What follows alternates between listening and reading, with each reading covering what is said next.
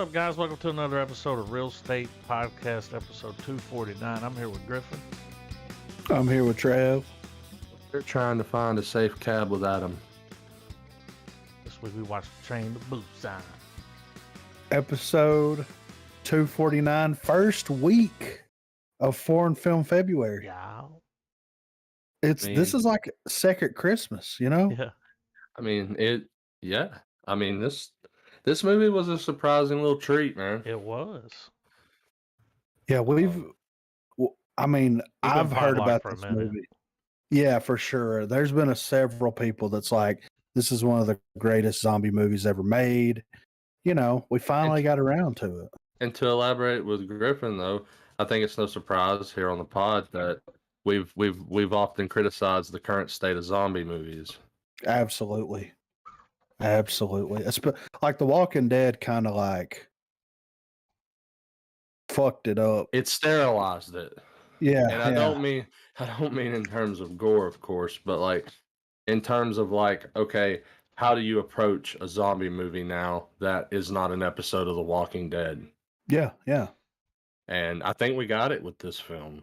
I really enjoyed I loved how the train itself, they used it to be like a way of explaining how the dead react to certain stimuli and everything. I thought that was its one little caveat. And I think when, that coupled with what we were saying, with zombie films, it's like it's the shtick of the film it's going to lure you in now, because by all means the movie has the classic zombie tropes, absolutely. Yeah, for sure. It hits all the beats, all the criticisms that if someone were to be like, I should have did the coulda, shoulda, woulda of zombie films. Yeah, that was what all I was thinking. that Throw is them out the still window. well, all that's still very much present in the movie, but I love that the concept of being in constant motion while this is happening was really stuck cool. on a train. Yeah, which was terrifying. The way they were split up, you had people in this car, then like there'd be zombies between them. Over here, zombies in here. It was like, yeah. Let me ask you, Trav, you noticed the scene in the movie where it was the baseball team? Whenever they go in there and they realize that they're all they get attacked and get infected. So the one guy's on the ground, and it's the dude's buddy. And the way that he stands up, like was he's on creepy as dude, shit. He stuck his ass up in there and put his leg under him and just popped up, and I was like, whoa. Yeah, it was. Well, it's almost like I wanted to be like, dude, had to be some camera trick there where they videotaped him in reverse. Yeah. And found a way. I don't know, man. That was another thing too. Some good Because camera once you see some of the, it was only used in one instance, but when it showed like one of the zombies, but they had the camera strapped to their chest, so it's that angle, and they're like everything's moving but focused. I thought that was pretty cool. Yeah. There was a ton of stuff like that, man. This is one thing that I was talking to Adam about earlier that was like, that I thought like the movie was very well paced. I felt like that for it to be a 2-hour zombie flick, like you really go on this adventure and I thought that once they got off the train the first time and they saw that the military had been compromised at that train station and everything, that we were going to get back on the train and it was going to be like a philosophical debate for the next 45 minutes. You know what I mean? Yeah. Right. But they really they put the characters in these situations to where they have to overcome these odds. And I love how like everyone kind of accepts everything, and they more or less like they're reaction based instead of like everybody sitting around like, well, why is this happening? What is this? What is it? Like you do get some of that exposition through the, like his assistant or whatever. And him calling. Yeah. Yeah. Well, if you noticed early on in the movie, they really showed you the whole, I don't know if it's a cultural thing that gets lost in translation, but watching it, you could tell in this movie's world, and maybe it's reflective of Korean social culture, everyone was very much mind your own fucking business. They inherently were out for themselves. Yeah, for sure. Yeah. And that way the few compassionate ones, like, watching the dad have his redemption arc, where Yeah. he's, goes from not giving a shit to giving a shit, and then the big reveal at the end with him, I thought was good. And I thought another thing that I feel this needs to be pointed out too, I liked how the stakes got increasingly higher as the plot armor slowly dwindled. Yeah, for sure. Like the fodder of people that could die and, have our death sequences and stuff, as it diminished, it just kept being like, all right, well, now we've got to switch trains. Now we've got to get over here. Oh, selfish pricks fucking throwing people to distract them. Like the greedy is getting the heads up, Yeah. And this is like the one thing that I praise the movie on the most is the fact that like you have a wide cast of characters, right? Yeah. But they don't linger too much on unneeded bullshit at any moment. Yeah. So here's a question. I hate to interrupt, but it's been bugging me since I finished the movie not long. Like it's been within the hour since I finished it. Mm-hmm. But was the guy who had the pregnant wife, was that Wong from Doctor Strange? That's Gilgamesh from. Yeah. Okay. Yeah. Okay. That made, because I was like, you could tell he had a little bit of that American style acting. I don't know how to really put my finger on it because I'm not someone that has some sort of. Well, his delivery. He puts off Jackie Chan vibes. Yeah. Like you can tell he's acted not just in his native country's films. You can tell he's been in a little bit of everything everywhere. Yeah. And because his performance was good. Yeah, I had to see him go down. He was definitely my favorite. Yeah. Like I knew by them building him up and making him our favorite, I was just like, oh, he's gonna die. Like he's gonna go down to save everybody. Yeah, and he did, man. He was our lamb. Yeah. But yeah, man, I really like the fact that like you get the introduction of the dad, you get the introduction of the kid and the things that are going on with them as being like the main focal point of the film. And then whenever they get onto the train, you have a very brief introduction of the rest of the characters that you're going to be interacting with. And then from that point forward, like once you see the introductions and kind of like just enough of their characterization to continue on with the film, then everything from that point forward all comes down to how they act and react in the moments of what's going on that dictates and shows everybody what their personality traits are. Yeah. And I really enjoyed the fact that like you saw the baseball team, they're all cutting up, having a good time. You see the girl, she likes the guy, all this kind of stuff.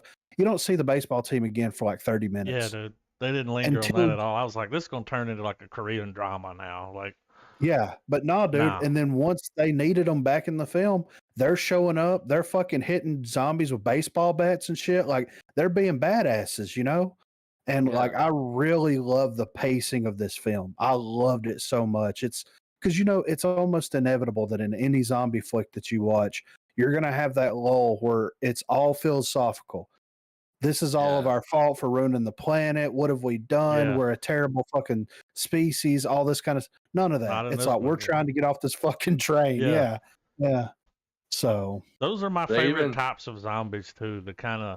They remind me of the 28 Days Later. Yeah. The fast, crazy, and they turn so quick. Yeah. Oh yeah. Like that when she gets on the train, it's like nobody saw her limping up on the train. Like. And see, that's the thing. Right? Nobody's paying attention to anyone. So no, everybody's kind of mind your own business.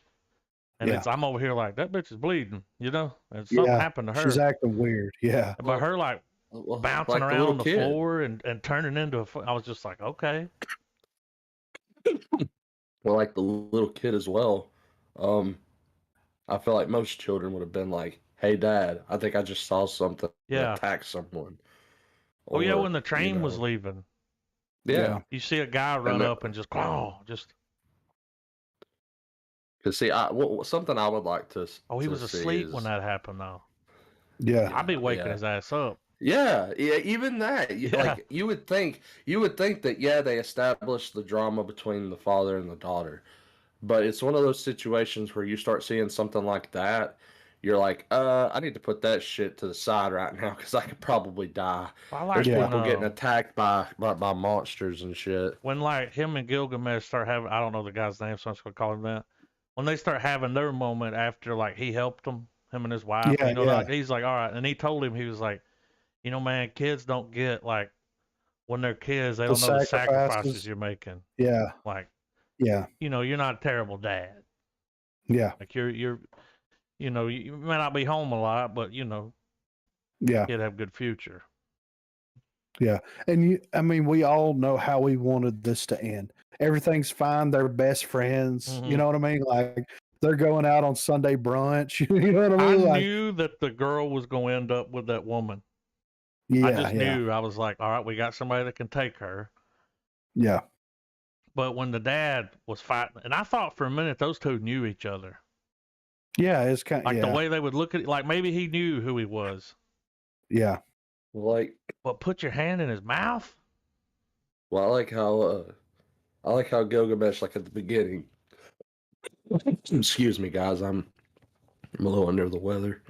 Um, but when Gilgamesh first gets put onto the train and they let him through, and as he's closing it, he looks at the dad and he's like, "You fucking asshole! Like, you Yeah. fucking slammed the door in me and my pregnant wife's face. Like, you know, what kind of fucking person are you and shit?" Like, I'm glad that they were able to acknowledge that and then move on. You know? Yeah. yeah. Well, and that comes all down to the pacing and the Yeah. writing of the film, man. Like you see how these people react and act, and then their full circle character arc happens because of the circumstances that they're in. That's a little And it more was realistic, man. Like we don't have time for that drama. exactly, There's yeah, fucking zombies, exactly, dude.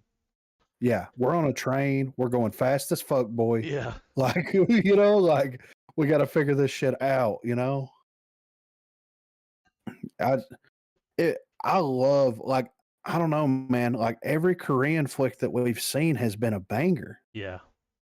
And I'm sure that there's some duds out there, just like everywhere else in the world. But like, I really love their approach to filmmaking and writing, and it's a breath of fresh air. You know what I Yeah. mean?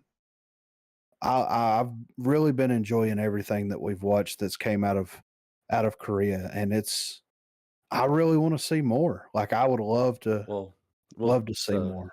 to add what you were saying with Korean films, another thing that I noticed as well is like, you know, the movie came out in 2016, and while it still had its shock and awe moments, it wasn't as intense and as over the top as like earlier films from like earlier decades. Yeah, yeah, And it makes me wonder whether studios had anything to do with it, or if it was just maybe that wave of just outlandish creativity has finally kind of settled.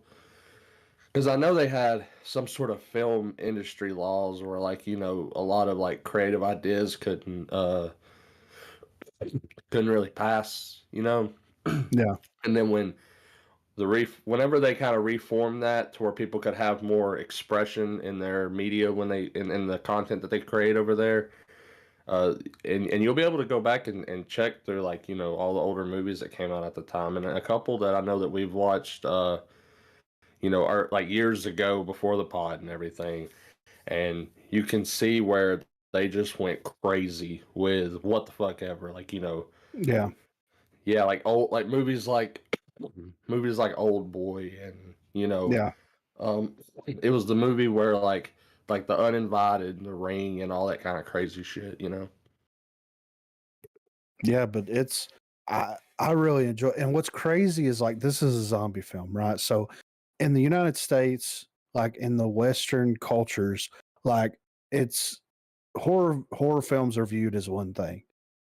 This was like the highest grossing movie of all time at one point in Korea.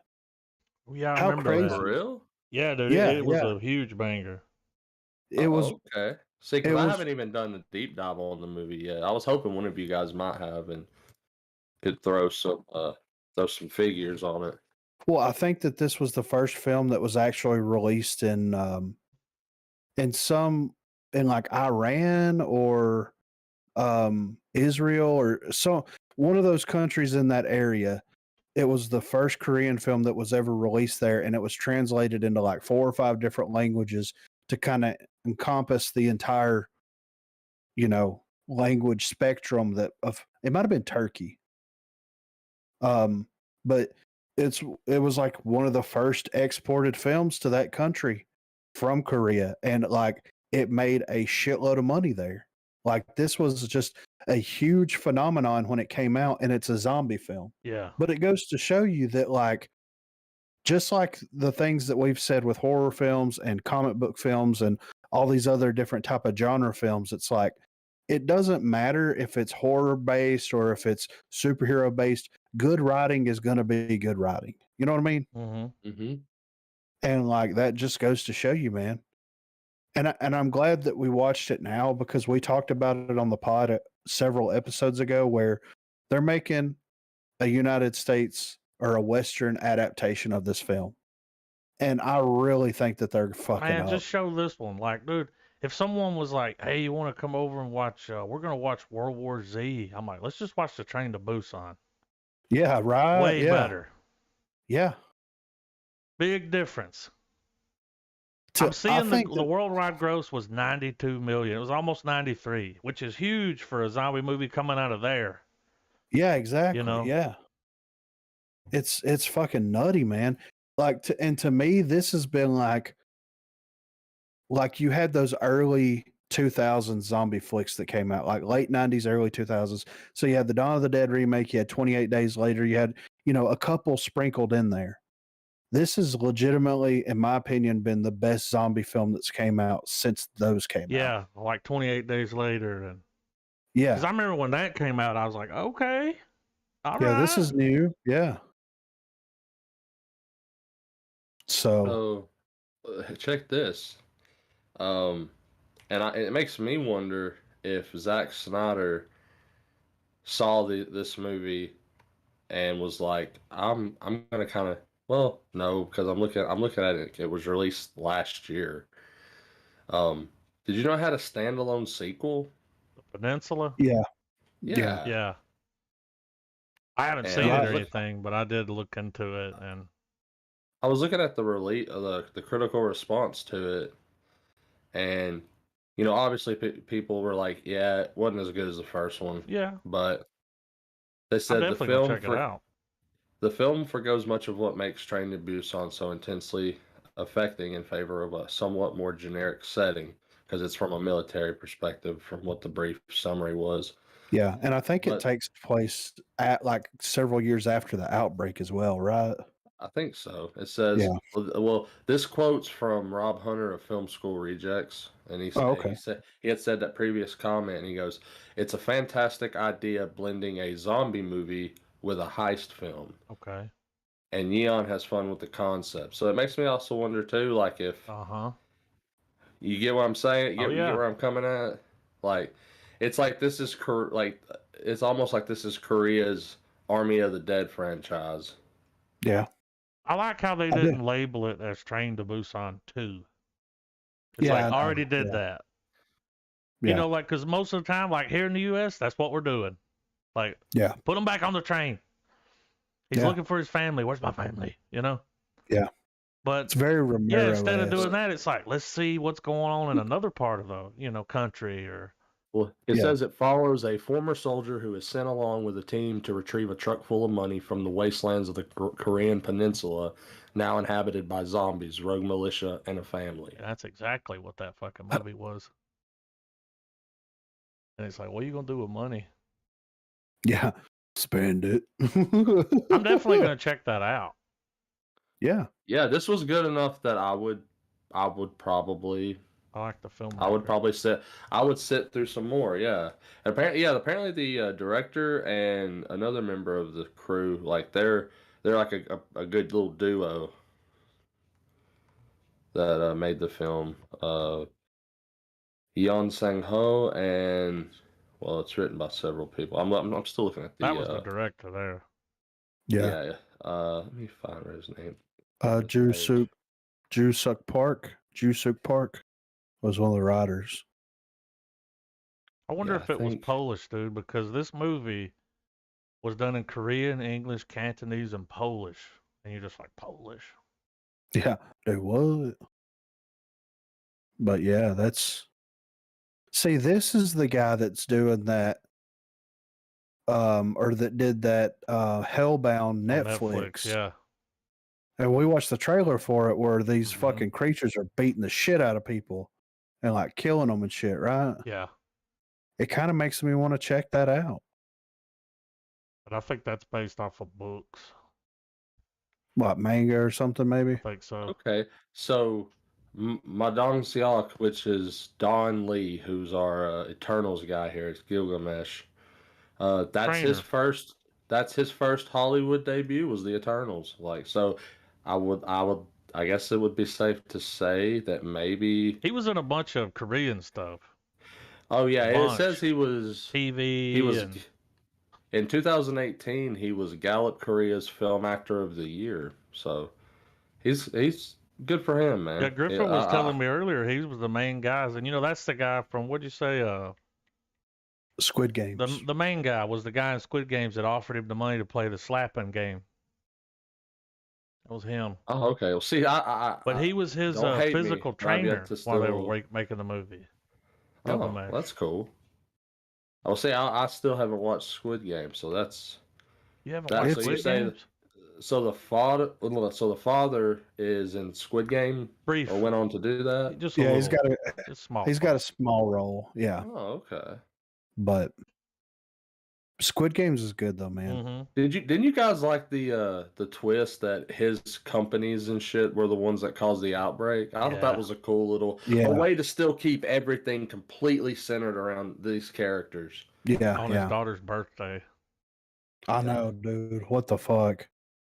But yeah, you I know you guys have both spoken of it in the past, but y'all think Squid Game was good. It was worth the watch and everything. I've still been very apprehensive about it. Yeah, dude. It's and see, like Squid Games is kind of Train to Busan, Parasite. They're all perfect examples as to why like Western markets are becoming more and more open to Eastern that breath cinema. of fresh air. Yeah, because it is like Squid Games like doesn't reinvent the mold by any stretch of the imagination, just like Train to Busan. It's just how well written it is, how well acted it is. Like they don't follow that Hollywood template where it's like this has to happen, and it's like no, well, it doesn't. I like that. Well, I like the idea since we were all coming in on a first watch here.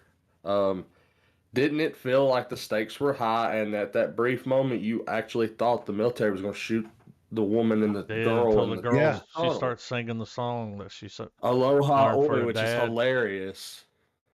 Yeah, that was sad. Aloha Oi, aloha, like the fucking Hawaiian shit. I thought that was hilarious. That was the song she was singing. When the credits hit, you hear the little what do they think? What this thing called?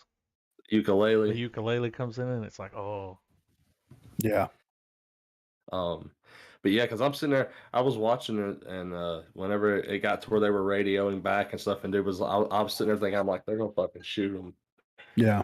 And honestly, I was like, that would be a hell of a way to end the movie, where you see these two guys shoot them, but you just see the silhouettes getting hit.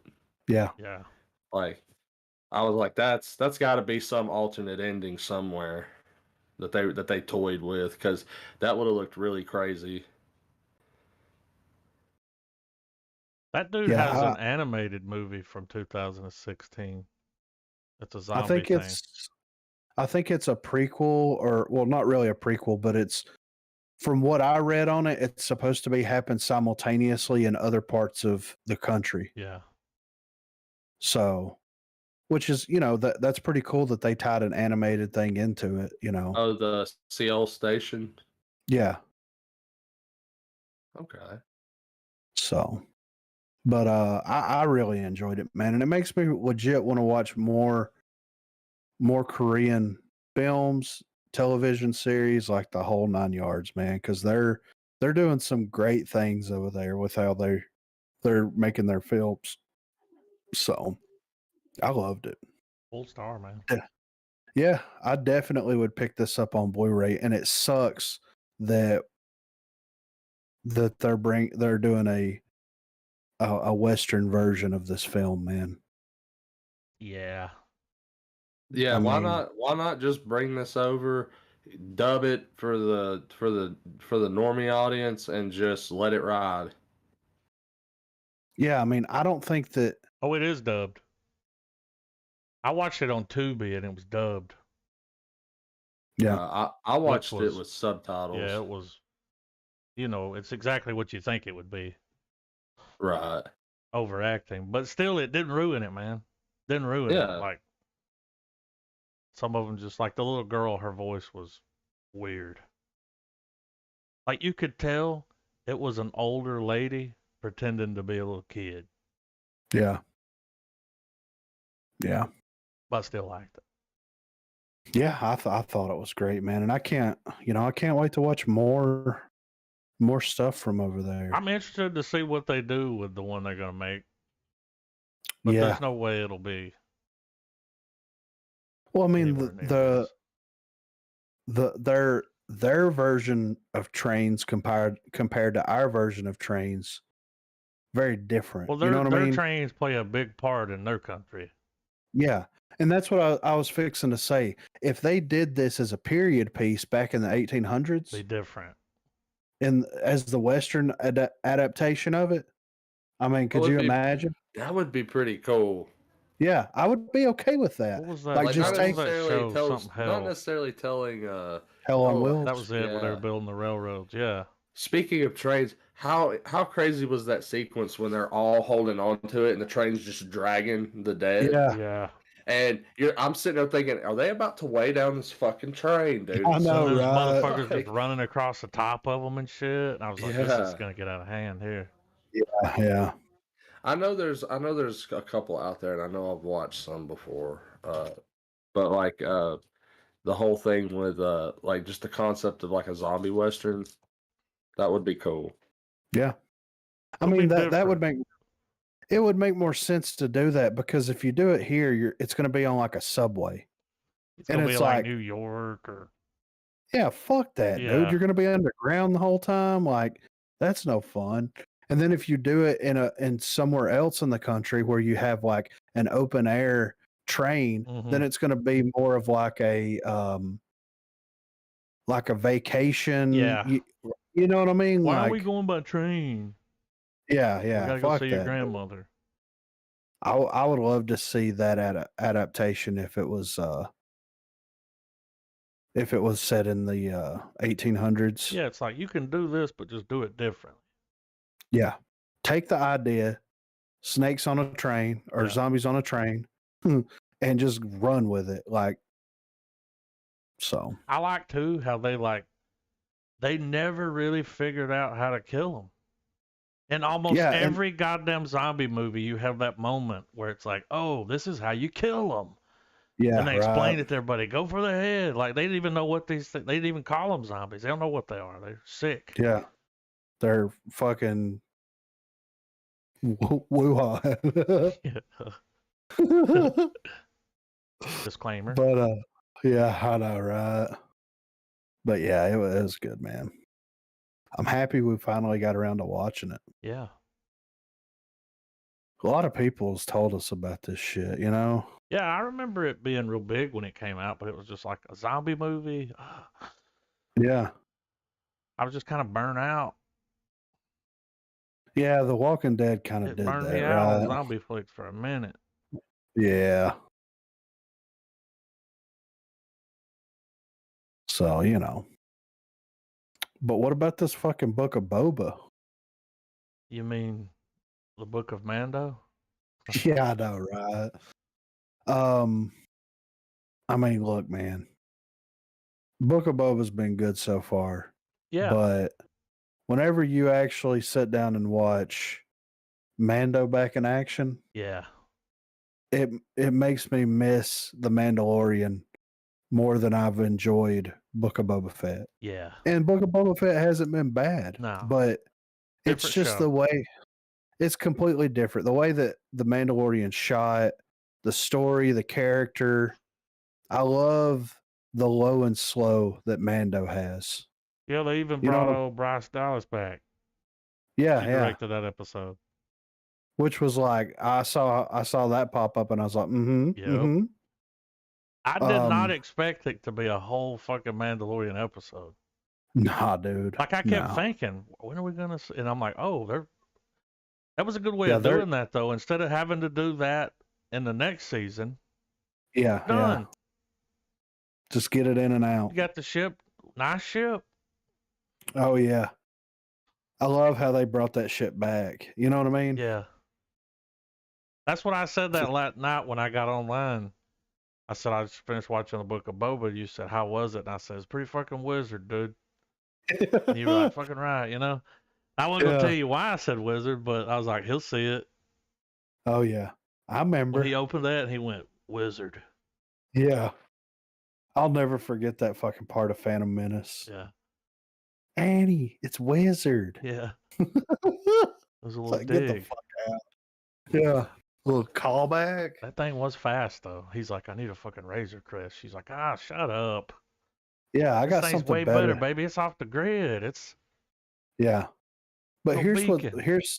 here's what I'm thinking the whole time, right? He's a bounty hunter. Mm-hmm. He ain't got a lot of room to stow the bounties away in this thing. Yeah, You know? that's a one-seater, dude. Yeah. He does I have that mean, bubble. I guess. Which but- I mean, yeah, he's like, I can take you in hot or cold. I guess he's taking them in cold. Dude, when they did that, part of me was like, oh shit. Since he ain't had Grogu to think about, or he's thinking about him, but like not worry. Yeah. He's kind of reverting back to his old self again, in a way. To his old bounty hunter ways. Yeah. But that was that ship is small, man. I It is wonder little. What how did you guys notice when the where he went when he was testing it? He went down the same old path that Anakin used to test out his pod racer. Oh yeah, yeah. That was. I thought whenever she had the thing covered up I with thought the it was a pod racer. yeah, I did too. I was like, how the I'm fuck over is he here gonna thinking, travel? those things fly.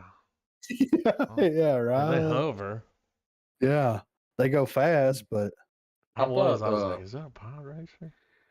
I mean, man, I mean, seriously though, what an episode, right? It was great. I know that it's called the Book of Boba Fett, and the best episode doesn't have him in it. yeah, But I think the title of the book is not deceiving, but people disregard the title. It's called the Book of Boba Fett, so we're gonna have chapters like a book. Yeah. yeah, And And it's then there's also some- going to bleed over into other shows. And Well, like they just made a point to show us the baggage that's gonna come with having Mando right now, in terms of what he's going through and everything. Because we all know it's gonna build up to Space Avengers, you know. yeah, And that's fine. I'm cool with it, but I like that opening fight, where he's wielding the Darksaber and like it hurts himself, you know. Like he can't wield it like certain people who just magically picked up a lightsaber and became the shit. Well, do they all do that? I thought it was just that blade. No, it's just a blade, but it functions like a lightsaber, you know? Yeah. Like it's essentially still a laser weapon. yeah, And you know, without proper training, you're not going to be able to wield it properly. Well, you know, you of could course. see whenever the other guy got it, it was heavy. He couldn't. yeah. I mean, that's a big dude, and he was trying to fight it and swing it, and it was gassing him out. He got gassed out, dude. Yes. Fun fact, that guy that he's fighting, I can't remember what his name was, but his last name was Vizsla. In the Clone Wars, Pre-Vizsla is the leader of the Mandalorians at the time. Oh yeah, he was talking about how that Well, belongs to my house. yeah, I and need to get that back. yeah, and I'd gotten to that episode, and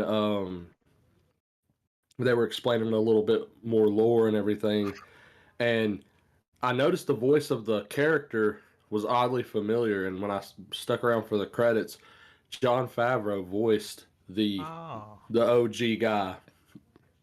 I was Okay. like, that's a cool little nod wink Yeah. Yeah. or a callback, I guess. But I mean, So, everything down to like the new settings too, like the ring world that we get. oh, that was really cool. I mean, it was gorgeous, dude. I mean, that episode was bad fucking ass. She's gorgeous. it's good to see Mando. Gorgeous. Now I So can't we've wait got- for the next one though. They're about to head over there, and he's going to help out. Yeah, we've got 2 episodes left. So, I mean, they're gearing up to kick ass, right? Like that's what's. You I just think we'll- we're really gonna. I think we're really gonna get like just a good hell of an ending, man. Whenever she was telling him he would have to go to the planet, go down to the mines, this is the way. You want to redeem yourself for taking your helmet off. I was like, Yeah. next season, okay, we're doing Yeah. that. And he's got the Gotta go see fucking Grogu. the trinket for Grogu. What if The it's just a preview little teaser for bobblehead season made out 3, of Beskar? It's like a little doll, a little Grogu. He's like, here you go. So what? Like, all right, he can't handle the sword well, right? Yeah. What if he shows up to Grogu, give him the thing, and he has Luke show him? Yeah, like work with him on being able to control, like use it effectively. Well, it would be interesting if we see the Mandalorian become the next, or like the second Mandalorian to ever become a Jedi. That would be nutty. I mean, he's not force sensitive, I know, and that's the whole yada yada. But like, I don't know. It would be interesting if he learns the ways of the Force and the Jedi, and he's just like of the faithful. Yeah. Like for instance, remember we have the dude from Rogue One. He wasn't force sensitive, but he was like adamant, like faith Buddhist about the stuff, Yeah. Yeah, that would be really cool, man. And like be just sensitive enough that he can wield the fucking most badass fucking saber. Yeah. Oh, it's like Star Wars Excalibur, pretty much. Yeah, right. And I mean, and if the concept of Mando being a Jedi is something that you're like, I don't know if it leaves a bad taste in your mouth when you think about it, you could look at it this way too. Mando, one of the cool characteristics of watching his story unfold is seeing him constantly upgrading. Yeah. Like he gets better armor, he gets better weapons, he gets a better ship. It would be interesting if obviously he starts learning other perspectives so that he can be able to switch into certain modes when he's fighting. Like, oh, I can't just fight like a fucking bounty hunter and shit. I got to go at this like a fucking Jedi. And just not be driven by faith, I guess, but like just know the teachings of the Jedi and just have that skill set under his belt, He's like, In "This his is pocket also for a the way." rainy. Yeah, right. It's part of the way. Yeah, I'm excited to see what they do with the next episode for sure and the season finale. So yeah, well, and then I think off the heels of this, we're getting Moon Knight, right? I think so. Mm-hmm. So we've got some big stuff coming. I'm excited about that Moon Knight series. So, you want to hit on a little bit of movie news here? Sure. Oh yeah.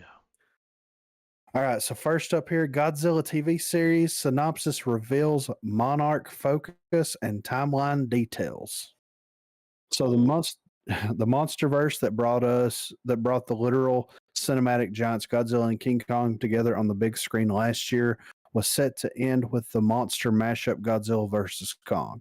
However, it looks like that won't be the case after a recent announcement that a Godzilla TV series is heading to Apple Plus. Made Apple too TV much Plus. money. Set in the same joint universe as the most recent Legendary Pictures release of Godzilla, Godzilla King of the Monsters, Skull Island, and Godzilla vs. Kong, the series is currently going by the working title of Hourglass, but some new details have revealed when and where the series will be set concerning those other movies. The new synopsis for the show reveals that the series will seemingly take place between the 2014 return of Godzilla and the King of the Monsters sequel, and will focus on Monarch and how they and the human race deal with the knowledge of the Titans' existence in the world. The full synopsis reads, following the thunderous battle between Godzilla and the Titans that leveled San Francisco and the shocking new reality that monsters are real, the series explores one family's journey to uncover its buried secrets and a legacy linking them to the secret organization known as Monarch. From the details released, it seems that the series will be turning to focus away from Godzilla and to the humans who have to deal with his arrival. Although it seems likely that the series will feature the giant lizard in some way, perhaps fans shouldn't set their hearts on seeing a big monster battle playing out on screen, as that was covered in the movies, and that means the series will act as something of an extension to the storytelling of the films. In a way, this could be good for the franchise, as there are a lot of gaps between the movies that the series could fill out in other ways. I'm down for that because honestly, in not King of the Monsters, but in Skull Island, the whole concept of like being the first people to witness this stuff, and then they have to go be the ones to explain this shit to the military and governments and stuff. Yeah. That was some of the more interesting bits of Kong. Like whenever Kong wasn't on screen fucking shit up, you know. It'd be cool to see that side of things. Kind of like an Agents of Shield. Yeah, Show, you know? exactly.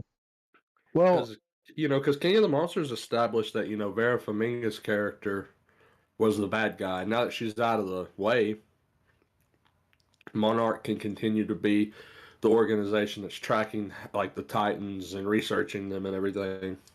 Well, and if it's going to take place between King of the Monsters and the original Godzilla, the 2014 Godzilla, then we could kind of see like a little bit more insight possibly into like what's going on in her headspace to kind of lead her to make these decisions. And like they knew about some of the Titans beforehand. You know what I mean? Mm-hmm. So it'd be interesting. They were aware of Ghidorah. Yeah, exactly. So it would be interesting if they, it showed them discovering the Titans, doing, research, trying not to wake them up, trying to get information. And they could also discover additional Titans that haven't been put into the universe, like on the big screen. You know what I mean? Yeah. So who knows? And then, they could always, like, Skull Island's always going to exist.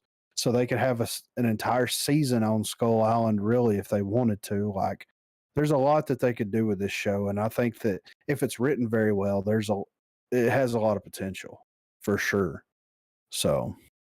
And it's got room. Yeah. But I think part of that potential would be as well is to use that space to create new monsters.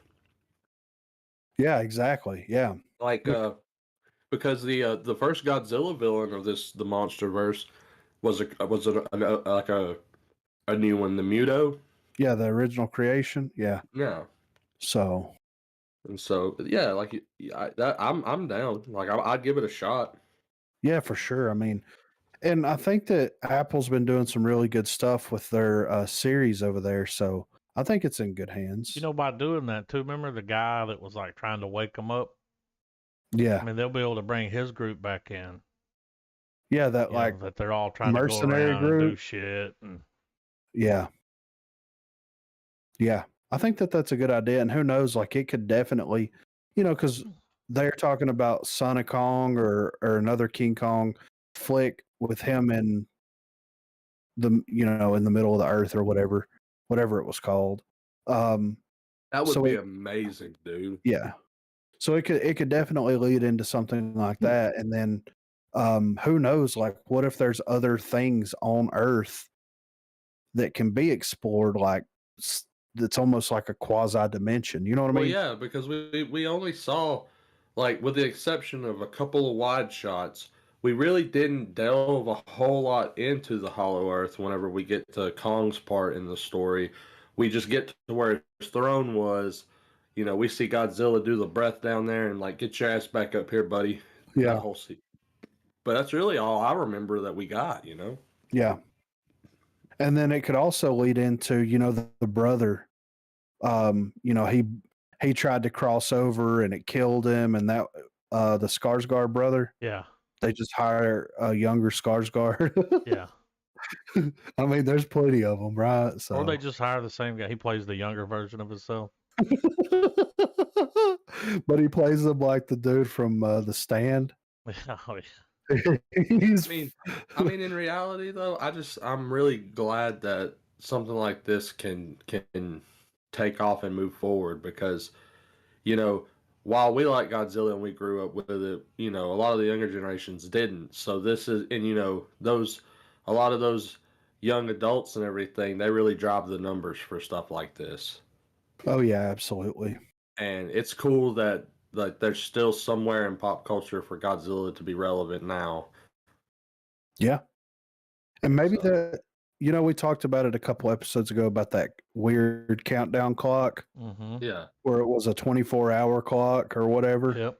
So, I mean, we're starting to get information and news. So that's, who knows? You know what I mean? I mean, absolutely use a solid formula with these shared universes by all means. But don't borrow too much. You know what I mean? Like, let it, Yeah. Be its own thing. yeah, take the nuts and bolts that keep the engines moving the way you'd like to, but don't throw a bunch of bullshit gears in there that you didn't need in the first place, you know? Yeah, absolutely. Try not to make it convoluted for sure, right? Yeah, keep it simple, have the drama, because that's, obviously we're going to get a lot of drama with Monarch. Like, there's going to be something that people know, some that other people, members of Monarch don't know, and how that's all going to play in, and the whole, like, how long can certain characters keep a secret from the other. And, that's obviously going to be a big to-do in it, but, Yeah. I think they can execute it. Oh, yeah, for sure. So next up, we have Arnold Schwarzenegger teases Mystery Zeus project coming in February. Whatever this is for, the poster alone will have any Schwarzenegger fan on board. On Twitter, Schwarzenegger posted an image of what looks like a movie poster for Zeus featuring Schwarzenegger in the role. The actor is being very vague by only saying that Zeus is coming in February, leaving it up to the fans to wonder exactly what this means in the meantime. And then on down it says no studio or streamer names are included on the poster, and it looks pretty odd that a full-length feature film or series would be developed under the radar with Schwarzenegger starring as Zeus. Some are speculating that this will actually be for a TV spot to air during the Super Bowl, which is going down on February the 13th. If that's the case, then what exactly would this be promoting? All will be revealed in February. And maybe Schwarzenegger is getting exactly what he wants by getting everyone talking in the meantime. I mean, this is... If it's a film, I'm down with watching Arnold Schwarzenegger be some sort of great god. Yeah, right. Like, why hasn't he done this sooner? I like his look, man. Like, I think he could pull off a Zeus or even an Ares. What if... You remember when they had the fake Crocodile Dundee trailers? Yep. What if that's what it is? It's not the best Photoshop job. I will No, say that. definitely It looks not. like a B-movie poster. Yeah, yeah. So it makes you But what- wonder. And dude, a Yeah. whole movie, and it says coming. So, I mean, there's no way it's going to be released this month. No. Haven't even No, seen a dude. trailer. No. We're gonna see it during the Super Bowl. Oh, I bet that's it. It would be great if they found some way to do like a God of War thing. Where like, we're making God of War the movie, but it's really like for Axe body spray or some shit. Yeah. Well, when he put that out, everyone was just like, "You should do King Conan." Yeah. That would be cool. It's so fucked up, man, that they had the greatest fucking idea for a Crocodile Dundee. Yeah, it was fake. Yeah, dude.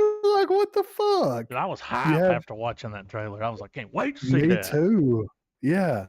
That would have been fucking an absolutely hilarious movie, dude. Danny And they had the right McBride. people. Yeah.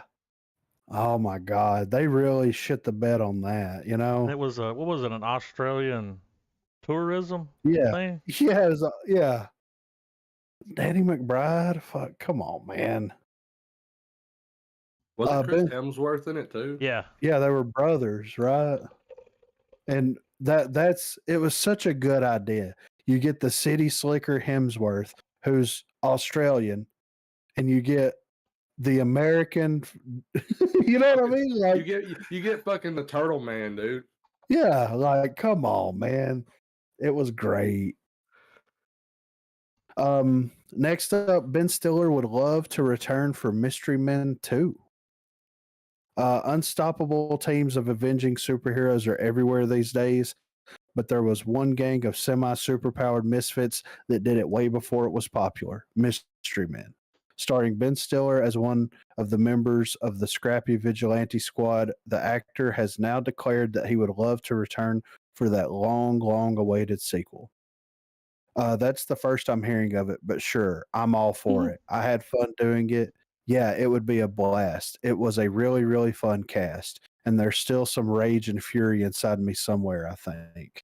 In an interview with comicbook.com, Stiller said that he had not heard of any news surrounding a possible Mystery Man 2, but was quick to state that he is all for it. The actor and comedian even hinted that there is still some of that Mr. Furious rage lurking beneath his more mild-mannered outer shell. I mean, dude. 20 years later. I mean, and then you just pick it up. I want to see the spleen again, you know? Yeah, I know. The Buraja. It's like, come on, man. It was a funny movie. It was fucking great, man. It says the movie received generally positive reviews from critics, but sadly emerged as a box office bomb, making a little over $33 million worldwide against a $68 million budget. Since then, however, Mystery Men has garnered a passionate following, with many wondering whether we will see the Mystery Men grace the big screen again. Considering that both comic book movies and legacy sequels have never been more popular, now could be the ideal time to reunite the Mystery Men for another adventure. I mean, dude, it writes itself, you know? Like, everybody's moved on, you know, they're all older, like washed up. Yeah, they're like getting ready, they're getting close to retirement age almost, you know what I mean? Like, and then something happens, you got to bring them all back together, you know what I mean? And they could talk about like what happened, why they, you know, kind of disbanded the Mystery Men, and because I mean they killed the fucking like the Superman of that universe on accident, you know what I mean? Like they were a bunch of fuck ups, so it wouldn't be hard to imagine why they're no longer fucking Mystery Men. So I don't know, man. Next up, Ron Perlman still wants to make Hellboy 3. So don't pull the plug on those Hellboy 3 fantasies just yet, as Ron Perlman is reigniting hope that the sequel could finally end up happening. In 2004, Ron Perlman starred in the first Hellboy film from writer-director Guillermo del Toro. The pair would team back up for the 2008 sequel, Hellboy 2, The Golden Army, and like the original, it drew good reviews in addition to strong returns at the box office. At the time, both Perlman and del Toro were open to doing another film, but it seemed like all hope was lost by the time the franchise was rebooted with an all-new Hellboy film released in 2019. As it turns out, that Hellboy reboot crashed and burned as a box office bomb plagued with bad reviews. The reboot flopping meant that this new film wouldn't be given any of its own sequels, putting the Hellboy franchise back on ice. However, many fans still look back fondly at those original Hellboy films from Perlman and Del Toro, and though the actor isn't getting any younger, he made it clear in a chat with The Independent that he wants to give the fans an epic conclusion he feels they deserve. He said, "Am I eager to do Hellboy 3? No, I'm 71 fucking years old. But we owe this to the fans, and we should give it to them because it would be an epic conclusion. So, Guillermo, if you're reading, I'm not done pounding you to get this fucking thing done." Mm-hmm. So, I mean, let's just do it. You know what I mean? Yeah. I mean, Like- dude, like Golden Army was mint. It was so good, So man. good. Fucking mint, dude. I would love to see how they wrap it up. Yeah, I think that they could wrap it up in a big bad way too, man. Hellboy was one of those superhero films that caught me off guard because I'd never read any of it, and when I watched it, I was like, "Why haven't I read this?" You Yeah, know? right. Yeah. So I wonder if they've ever. I know Mike Mignola is kind of protective of his IP and everything, but I wonder if they ever crossed him up with Spawn at any point. That would be fucking nutty, you know? Mm-hmm. Oh yeah. But Which we'll I see. mean, Spawn's still all quiet on their front too, right? McFarlane's kind of died down, hasn't he? He's working on it, man.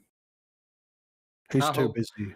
I hope we get it, but like I'm still. It's one of those things, man. Where at the end of the day, we got the Michael Ty Courtney, isn't it, or Courtney Ty White, or I Michael really Jawa. yeah, I really hate that I'm fucking his name up, man. But like, that movie, it's a product of the times. You'll see its year when you watch it, but it's still such a fun movie, man, with all of its imperfections. With all of its quirks. Yeah. Next up here, Spider-Man No Way Home set to overtake Avatar's domestic record. While many box office releases of the last 2 years have struggled to remain in cinemas for more than a few weeks before being shipped out to streaming platforms, Spider-Man No Way Home has now been out for almost 7 weeks and is continuing to climb up the list of the biggest movies ever made. As it heads towards the end of its theatrical run, the culmination of Tom Holland's Spider-Man trilogy is currently just over 20 million away from surpassing Avatar's domestic box office haul of 760.5 million to become the third highest grosser at the domestic box office ever.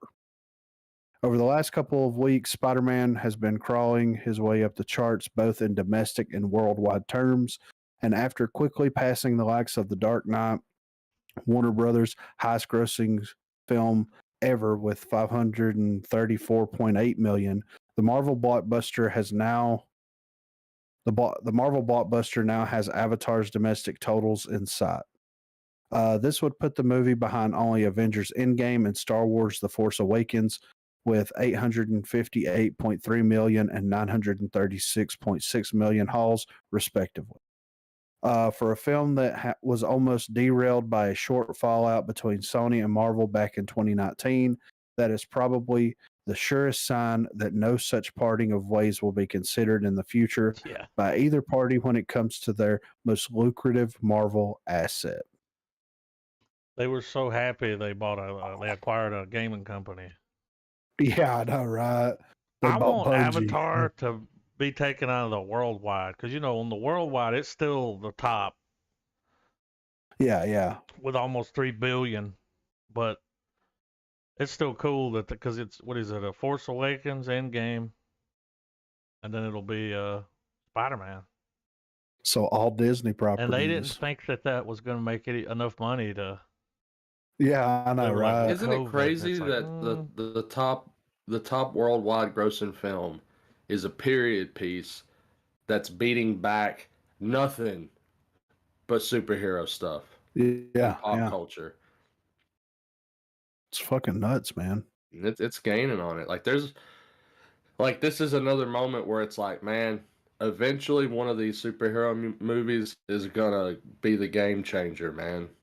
Oh yeah, for sure. And like with Spider-Man opening the door, it's definitely going to allow for some really crazy stuff to happen in the future. And I Well, I'm waiting for the superhero film that just hits all the check boxes so like dead on that the biggest movie snob will walk out of the cinema and go, God damn it, that was a good movie. What the fuck? Mhm. Like, Yeah. like yeah, like I went and watched Django several times. I think I went and watched Dark Knight twice, Mhm. mm, 2 or 3 times, like back in the day when it came out, And I don't think that I've seen a Marvel film twice in theaters. I mean, I'm not uh, saying that I wouldn't. I just haven't been in an opportunity to watch one twice because, like, Django, it was like different groups of people. Yeah. I would go with different groups, and Dark Knight was the same way. It was different groups of people that I went with. Like, there hasn't been a Marvel film that's come out where, like, well, I mean, would it be safe to say that a lot of your repeat viewings were absolutely drawn to like performances? A particular the way a particular character was done, you were like, God damn, like I'm gonna watch it again, I watched probably for him Django alone, twice, two or different theaters. several. You know what I mean? Yeah. And yeah, so I guess I wonder if that begs the question: if like, does it really is it still the actor performances that's gonna make this kind of money and kind of pave the way for whatever storytelling that movie is those actors are a part of, and whether it's the surest sign to show that spectacle isn't gonna be it's a damn good way to get up the ladder quick, but you're gonna have to have some really fucking knockout performances Yeah. to It really. ain't no Dr. King Schultz. and I was fixing to say, if Yeah. you cast Christoph Waltz as a villain in a Marvel film and he delivers like he did in Django, Yeah. I'll go watch it multiple times And for sure. DiCaprio. And like and how Yeah. and when do we and how do we marry those two, like, because that with the actor performances, that's also going to be down to direction, but more specifically the writing. Like, what type of story are they going to like can be told that could be said in one sentence as far as what the message of the movie is. Well, I think you have And to yeah, to kind of get an idea of what you're talking about. You kind of have to look at the performance of Heath Ledger as the Joker Yeah. because like that really set a high standard, and because he approached the character in a different yet familiar kind of way, if that makes sense. Um, yeah, because the idea of like the concept of a psychological thriller with Batman is absolutely something that the comics can execute because of the nature of how Batman stories get told. But it's like, to add what you're saying, I guess they need to be able to write the kind of character that Heath Ledger, like, be able to create a character and have an actor be able to execute that, but on the hero side. Because honestly, a lot of these hero films, it's really the villain that sells you in the film. yeah, for sure, And absolutely. I mean, and I know that there's a ton of conversations that have been had over, the whole idea of like the hero, the villain makes the hero, or vice versa, and all that crap. And I don't want to necessarily steer us in that direction, but to borrow all the beats people are aware of with those arguments, like, I don't know, they just got to be able to like that whoever, like, I want to do it, but I know that I'm just in my own hubris. But like, I want that one writer that's out there that just happens to have that little bit of nerd love, finally have that moment to be like, let me make this movie. Let me Well, do this. I know this inside fucking out. I know what I am doing. And somebody take a chance with them. I think that we have characters like that in the Marvel universe now. Doctor Strange. Yeah, I think Doctor Strange absolutely. If we're gonna look at Well, villains, he may I also th- be playing the villain. yeah, You know what I'm saying? yeah, right, yeah. But I think that if they capture and they put Vincent D'Onofrio's Kingpin in a Oh, feature length film, because he is playing Kingpin, he is pulling a Heath Ledger with his Kingpin performance, in my opinion. yeah. Yeah. It's something familiar yet different. And I think that, like, and I don't know if it'll ever happen. I think that it might be getting too small time for the direction that they're taking the Marvel Cinematic Universe as far as films. But like, he is such a relatable character because he's just a dude. You know what I mean? Yeah. And I guess, and to add with what you're saying, I mean, I feel like the closest hero we have to being just like that is like as far as like a performance being executed, and you really like you're really there with them, like you're trucking right along with this character's journey, and it's Daredevil. Yeah, absolutely, dude. And I hate that he's confined to TV Yeah, right now yeah, because a Daredevil film I think would be the perfect like uh refresher for the big comic book movies. Yeah, still let him have some climactic battle where there's a big explosion and all that kind of crap, Fight on but the roof. just have another movie where it's just this slow crawl because like both like all the seasons of like his whole story involving with Kingpin is this slow crawl of fuck yous to one another, almost like a fucking Clint Eastwood film where yeah, it's yeah, just like 2 hours of fuck you, no, fuck you, and then 30 minutes of gunfire. Like it, yeah, and and yeah. So I guess I mean, I know we're on our way to it. I just wish that like they could find a way to really enhance how heroes are portrayed in these movies yeah, yeah, because like they were onto it with Iron Man because regardless of how outlandish the Marvel story got, at whenever it focused with Iron Man, it was always the concept that it's a guy learning to change his ways. yeah. And it was a simple story. Everyone's seen that story or film, but then they just injected it into like, oh well, look at what fucking happens. Like what Yeah, look at yeah. what you know, and I don't I, know. I feel like they definitely could have done something a little bit different with Iron Man 3, in my opinion, because like it had a really good build up to where it really showed him in his most vulnerable state. And then at the end of the film, it's like, we heard you guys like suits. So we put suits inside of suits. We're bringing all the fucking suits out. And it's like, Right. come Well, on, man. and I, as much as I enjoyed the Iron Legion showing up from like a fan perspective, that was it was cool and all. Not that I'm some like not that I sit and read Iron Man all the time, but being aware of that stuff and some of those nods was really cool. But like you're right. I think 3 would have been a better movie if all that was still happening, hit the PTSD and all of that, but it's layered on top of the fact that he's still got to go be Iron Man. Yeah. Yeah, yeah. Like he's still got to go into the thick of it and fight some fuckers, you know? Yeah, exactly. Yeah. So, And we didn't get a whole lot of that. Instead, they played it for laughs of, we basically got like erectile dysfunction jokes with his fucking suit pretty much, you know? yeah, exactly. So, But I but mean, maybe that was the point that Shane Black was trying, or maybe that was part of the idea of when he made that movie was to just like, it's going to be all this familiarity, but it's not going to be what you think. yeah, yeah. That Which I don't could, know. Maybe that could have inspired the way they wanted to approach, something they reflected on when everybody was just sitting down and was like, all right, how do we tie up this Spider-Man shit now that we've got the damn, you know, the hard part out of the way, and then you had all of the fan servicey guys being like, yeah, we're gonna do this, and this, and then you had the dude back there that was like, yeah, we kind of helped with Iron Man 3 or some shit, or someone who was involved with it be like, hey, how about we do this too and keep it more simple as well. right.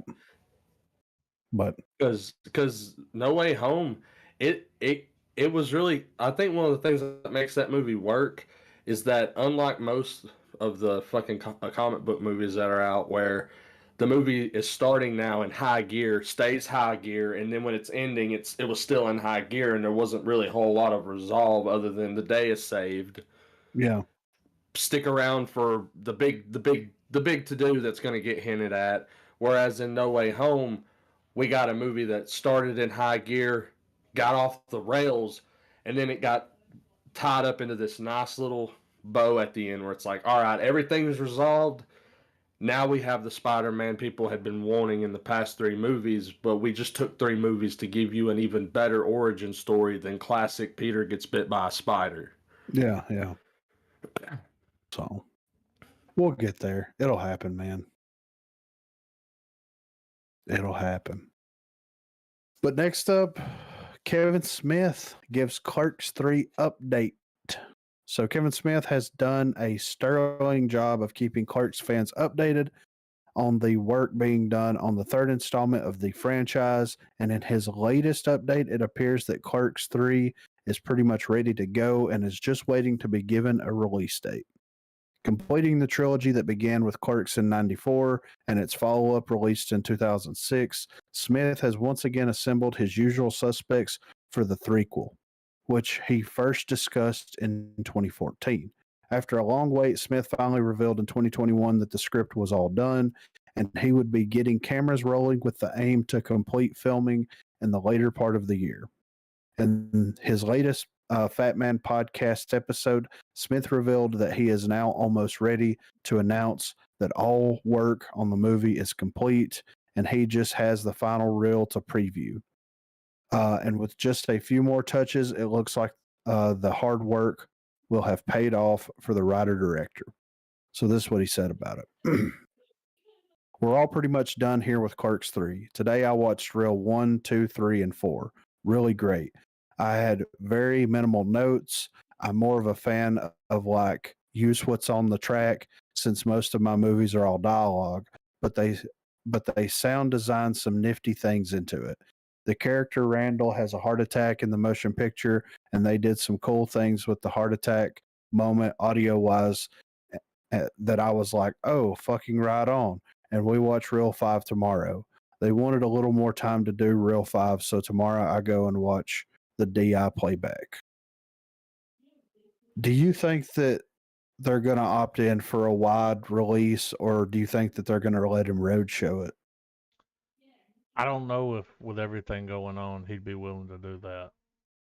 Like, Well, he wore a mask at Christmas with his family. yeah. They all have Well, them. a mask over the mask. At Christmas. There's Yeah. like 5 people in the room, and they're all wearing a mask, and I'm like, is this real? Yeah. So I don't know if So- he'd be willing, I don't know. Yeah. As much as I enjoy Smith's movies, I'm a fan of his podcasts and stuff. I feel like Clerks 3 is gonna be just like kind of like Jay and Silent Bob rebooted. It's just a victory lap between the director and his fans, and that's a great thing. There's nothing to be upset about it. But I feel like we're gonna know what we're gonna get. And Well- just because of the updates and everything, and I don't think that's going to be necessarily bad, but I think we all know that, like, I mean, Kevin Smith's not Kevin Smith from the 90s. He Yeah. is, but he isn't. Right. And it'll probably be reflective. I'll still watch it. I'll still probably enjoy it like I did Jen Silent Bob Rebooted, but it was very much, it's still, you can tell time caught up with those franchises. I feel like the Clerks 3 is going to be his swan song. Yeah. That's going to wrap up the entire View-esque universe. It's going to it started with Clerks, and I feel like it's going to end with Clerks. And he hasn't announced that yet Nah. that I'm aware of. But I really do feel like, Jay and Silent Bob inevitably are going to pop up again. And he still wants to do the Mallrats sequel. He still wants to do all this kind of stuff. But I feel like the true ending to the Viewisk universe is going to be that Clerks 3 film when it goes off. That's going to be the end of it. Well, it's like when I it think goes that's off, why we Jeff won't need was those willing to other come back. movies. You know, Yeah. like we won't need those sequels after this one comes out because it's like, no, this is like, what if he goes? What if he just, because it's his property, it's his story. He could literally creatively do whatever the hell he wanted with his characters. Who's to say that like we don't get some crazy run through where we're visiting people from Dogma, we're visiting people from, like all those like we have because like remember in Jay and Silent Bob Rebooted they Ton of kind of gave us cameos. the end another Chasing Amy ending Yeah, Yeah. or the more or guys less from a follow Dogma. up. Yeah. And, I'm excited for it, but I don't know if that excitement is fueled more by nostalgia or the actual fact that it's a new movie, Well, my excitement for it is fueled by the fact that like the story behind getting the film made. Yeah, That Because too. like Yes, absolutely. Because you could tell just from that quote that you read, like this is he's pouring personal experience into these characters even more so than maybe he's done in the past. yeah, because like he wrote the script for Clerks 3 and everybody was on board except for Jeff Anderson. would And not he do was it. like, I'm not fucking doing this shit. He had the script written in what, 2012, Yeah, it's been a 2014? Immediately minute after ago. his accident, he went right. He put pen to paper on it, didn't Yeah, he? Yeah, you he could went tell he back and definitely rewrote. worked that in. Yeah. And I think that the original script was going to have Randall dying. I think And it someone was was going going to to get be, shot. yeah, and I think that it was going to be more or less about Dante coping with the loss. And I think that now it's going to be more about like, that friendship growing over time, like this timeless friendship that they established years and years and years ago, and about how something that could take someone out that quickly affects everyone. And I think it's going to affect everyone differently. And I think that that's going to kind of be the beauty of it. You know what I mean? Hmm. Mm-hmm. So, but that's why I want to see it, because when Jeff was like, I'm not fucking doing this movie. So And it's not then, getting made then. yeah, exactly. And then he writes a new script, and Jeff is like, and everybody was like, this is the greatest thing you've ever written. Yeah. That makes me way more interested in checking it out than anything. So, Yeah. But yeah, man, that's awesome. It's awesome that his life panned out to allow him to do it. yeah. That's something a lot of creators don't get to have. Yeah. Like I mean, think about all the authors who create these incredible fantasy worlds, and they're like books and books into it, and you have legions of people who are watching it or reading it and faithfully holding on to what the next thing is going to be, and then life, as life does, and the person passes away, and it's incomplete. Yeah. And so that is that's a good testament he'll be able to have and make. Yeah, absolutely, man. Absolutely. And I'm happy for him, and I'm excited to go back into this world with these characters, because like those characters mean a lot to a lot of people. You know what I mean? For Hmm. sure. There's like one of the things that makes Clerks so endearing is some of the relatability to how those relationships are, albeit, they're exaggerated for comedic effect. Yeah. It still has a relatable dilemma that sparks all of the comedy in his films. Yeah. And I definitely feel like a lot of his earlier work was so much more relatable. Like especially Clerks and then Mallrats, more so than the rest of them. Like Dogma got out there, and Jay and Silent Bob took it over the top. You know what I mean? Like, Yeah. We love his Well, I fucking mean, monkey. well, like, yeah, well, yeah, Jay and Silent Bob, like for instance, that was a comedy that Adam and I bonded on when we were Big in high time. school, man. Like, so like there's the people that are in the know of Kevin Smith and his films, there's a film that they take away with some sort of sentimentality. oh yeah, for sure. I What am I and producing an A&E biography? and like you said, it's probably not going to happen. But I would love to go watch this film and then watch a Q&A after. Like that would make me so fucking happy. See, Well, it another would reason be I think that maybe not is because like he would have already been talking about it. Yeah, Movies just around the corner. There would have been dates would be planned. Dude, I he have a went on feeling. the road with that movie for like a year and a half. Yeah, I know, right? So I have a feeling that they're going to give it a fall release schedule. Makes sense. For some reason, if it's complete now and we're rolling winter into spring, I think it'll be a fall release date, especially if it's going to be a worldwide release, because he'll be able to take it to festivals. He'll be able to Yep. do all that kind of stuff throughout the summer, and generate buzz that way. And then it would make sense for it to be like a September, October release. And I'm going to go watch it. Yeah, if it's Absolutely. playing here, I'm definitely gonna go see it. Yeah, I mean, got to support the man himself. So But that's all the news that I had. Y'all have anything that y'all saw I saw that something looked earlier tasty? this week that speaking of Kevin Smith, you know, the whole Masters of the Universe thing. Yeah. They actually cast someone to play He-Man in the Like a live live action. action? Yeah, Ooh. I can't remember. It's some I never heard of him, some young guy, but I saw that earlier this week. Was like, oh, they are going to do a live action. Yeah. Okay. Worth the mention. Okay. So is Smith doing that, or is this going to be I a don't think different? so. Yeah. I don't think so. I did see where Ethan Hawke was like, yo, this motherfucker in Moon Knight? What?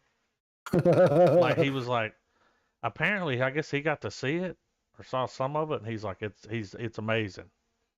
Okay. He was out there praising Moon Knight. I mean, it's Ethan Hawke, man. Yeah, you want to go home? You want to go to jail?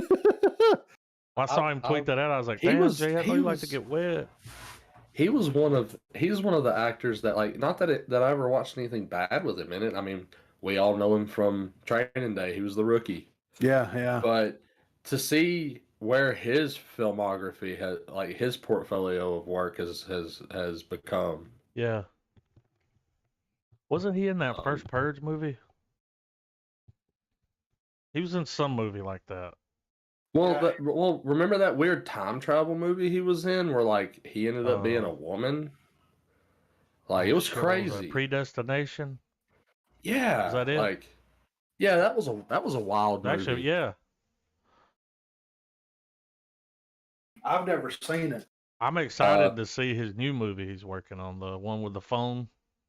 The Black Phone, Yeah. yes, and considering that I'm now aware that it's a adaptation of the Joe Hill story. Yeah. That because when we watched that trailer, I was like, this is hitting. I know this story from somewhere. And then when they started showing the credits and stuff, I was like, hell yeah, that's gonna be a cool. I assume it's only gonna be like an hour and a half movie. Like, it's not a lot going on. Like, in terms of they're gonna be in a million different set pieces. It's gonna be that basement most of the film. Yeah. So, but yeah, I'm interested to see. I've enjoyed seeing him have more sinister roles. Yes. No pun intended. I want to see him play a creep. I think he can. I mean, yeah, I could see that. He's been in so much we always shit. we always enjoy, and by we I mean like just everyone in general, because it always seems to reflect in box office numbers. We love seeing a beloved actor who's known for playing like a certain like good guy role or something comedy.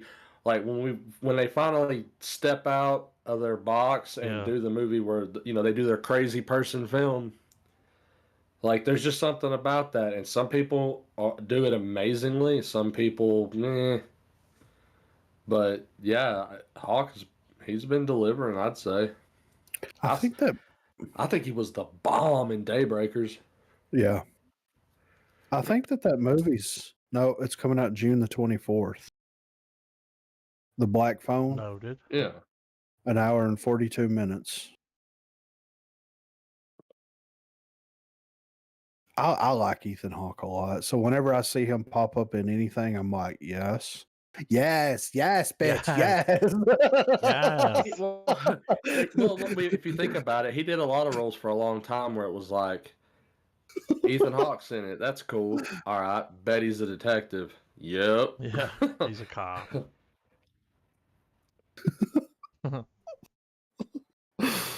I'm ready for trailers, man. Yeah, this is We a got trailer some that's good been ones here. generating a lot of buzz here lately. Yeah, I know, right? There's people writing essays in the comment section. Like, just I a lot know. of people's got a Yeah. lot to say. Oh yeah. Here's the Well, thing. It's a trailer, and there's people yeah, already shitting on it, and it's like, dude, you're the reason why we don't have nice things. yeah, Like, this is why Yeah. shit doesn't get made anymore. True is Because they true. drop a little teaser online, and you're like, his voice is different, and it's like, why does they were like one guy was like, this trailer's trash. Cortana should have like a blue hue around her, and it's like, yeah. TV show. I'm like, first thing I do when I get on a Windows machine is turn that bitch off. Hi, I'm Cortana. But yeah, y'all ready for the Halo trailer? Yeah, let's Halo the peep it, man. series. They've been trying to get some Paramount Halo shit Plus. made since what was that, 2009 when that fucking Yeah, since Neil yeah. Blomkamp's been tried to do it. I'm calling it right now though. This is Paramount Plus's answer to The Mandalorian. Heavy clearly. Mandalorian vibes, dude. Off Yeah, that trailer, yeah. Let's peep it. I'm ready.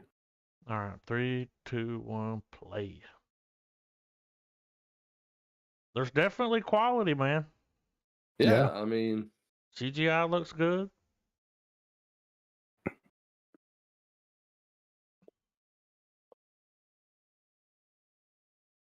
I think this will work better as a series.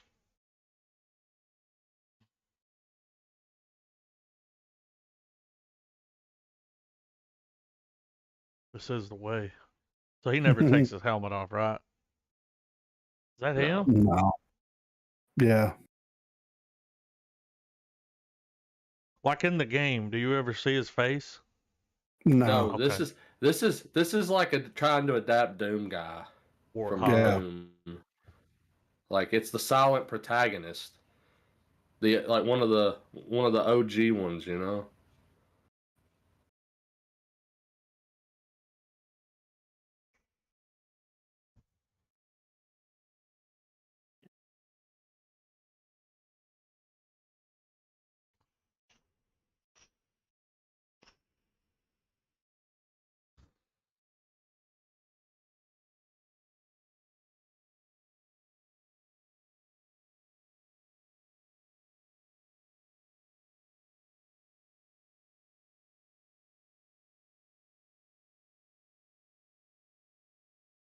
Weird song choice.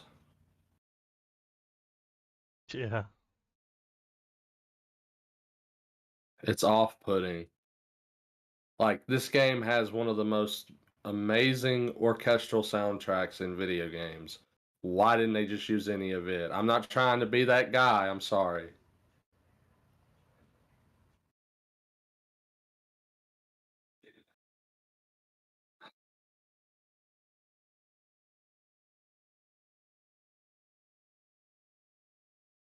I'll definitely be checking it out.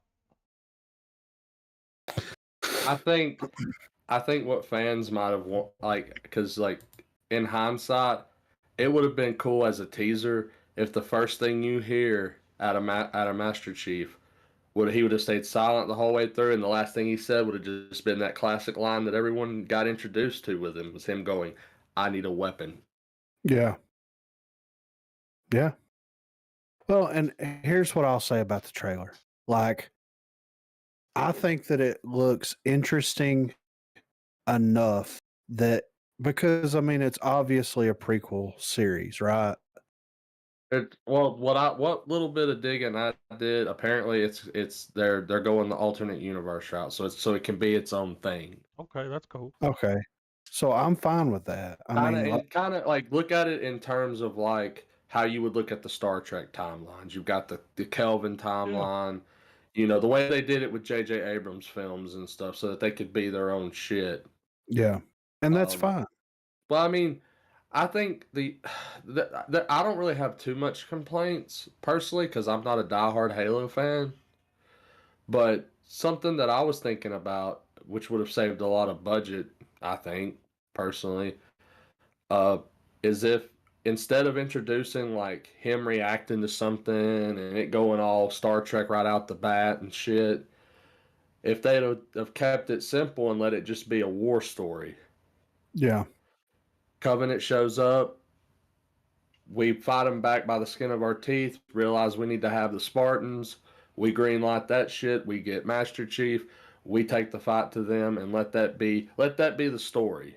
Instead of like, all right, well we're gonna tap into these ancient aliens, we're gonna go all like find the whole stuff with the Halo rings, deal with the flood, let that just be byproducts of that more simpler storyline. Yeah. Well, and it may be laid out like that. I mean, it hasn't came out yet. It's a trailer. I'm assuming it's going to be like at least 8 to 10 episodes. Who knows that the pacing isn't a little bit more like what you're talking about. But in the trailer, of course, they're going to put as many iconic eye-grabbing things as they possibly can to generate buzz. And that's exactly And what try they to like. show you that it's not low budget. Yeah, because they could have Absolutely.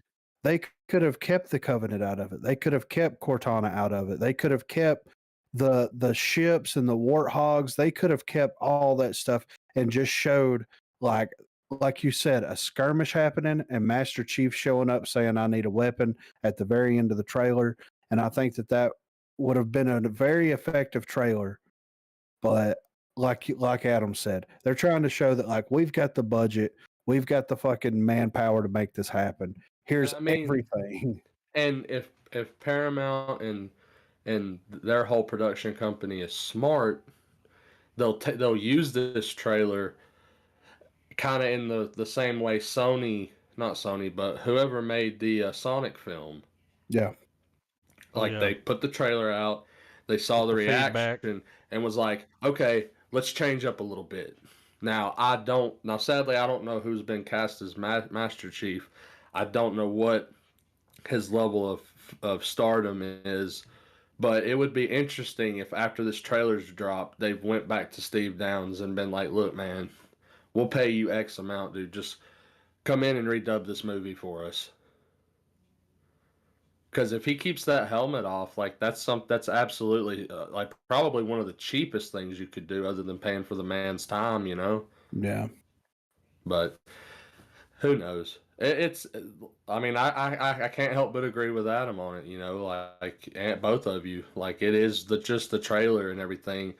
I'm not the biggest Halo fan, but at the same time, like I've had kids who've been playing the series for years, so I've invested in the story whether I wanted to or not. So some of Yeah. the stuff that stood out, I was like, that people are gonna come. Like all the points that people would complain about, I picked up on it. I was like, yeah, they're not gonna like that.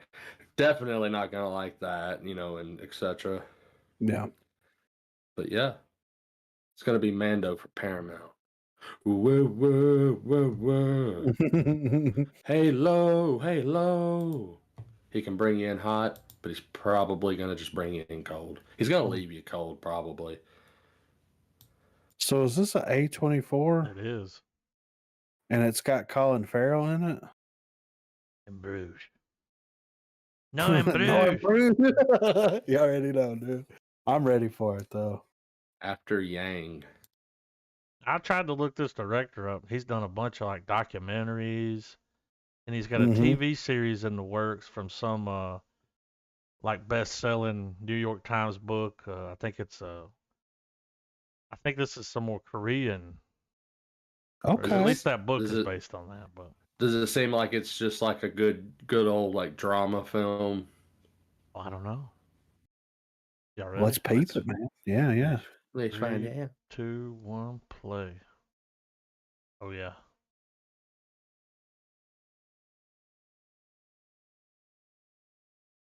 What's happening? Okay, not. This is a sequel to Ex Machina. It Or looks like the same devs. house. Oh, he's robot.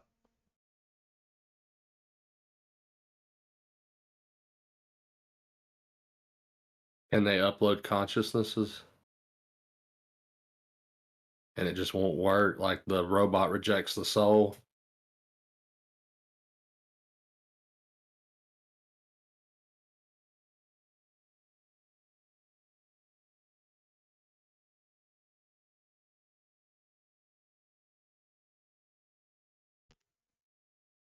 Hmm.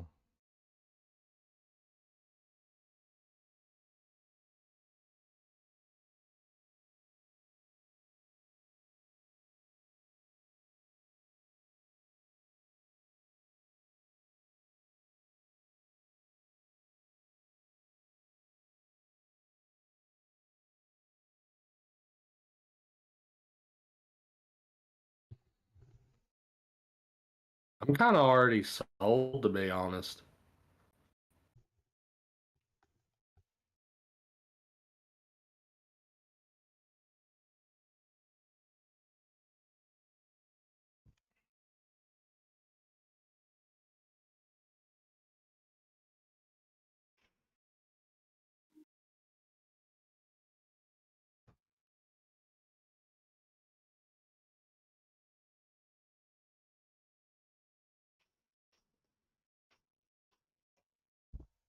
It's like The Fountain and Ex Machina had a baby, and that's what this movie is. I will say this. They didn't give you the whole fucking movie in the trailer. No, man. No, man. That's how you make a trailer right there. That looks really good. Yeah, I want to peep it for sure, man. On the pile.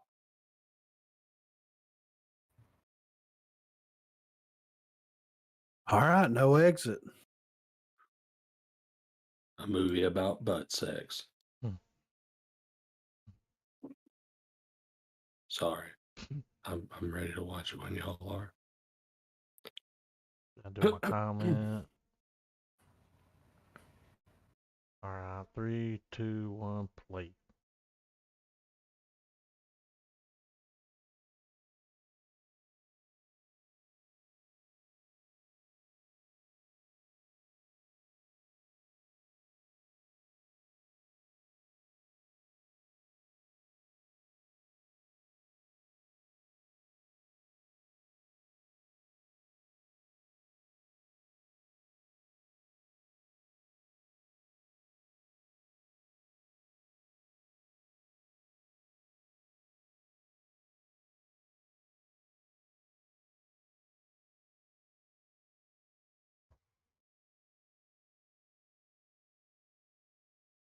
It's Groundhog Day.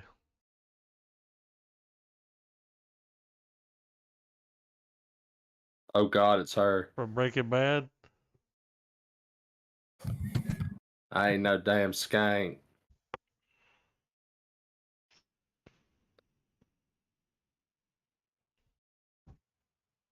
Ruh-roh.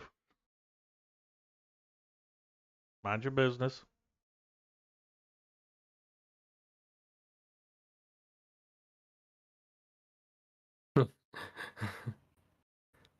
This is America. Automatically thinks it's him. Yeah, right.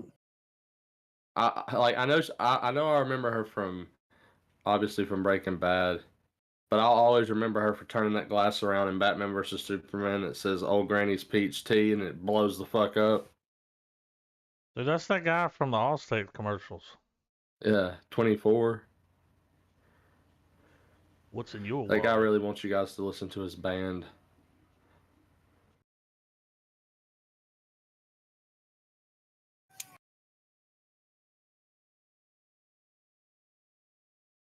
Looks like a good little thriller there.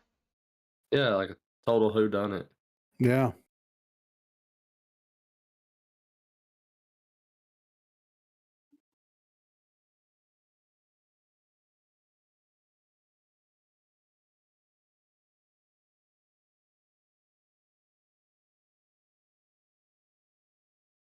The goddamn snow, more like it. All right. So this is our first Chainsaw Massacre trailer, right? Yeah, we had like a teaser, Yeah. but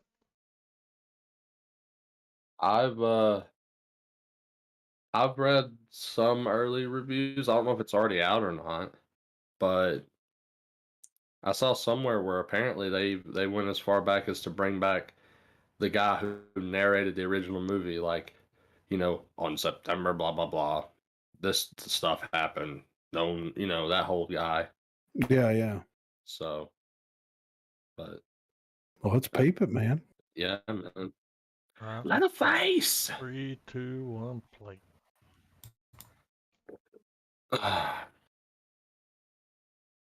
Get that bitch leather. I like the color of it. Yeah. Dude, you're near a wasp nest, honey.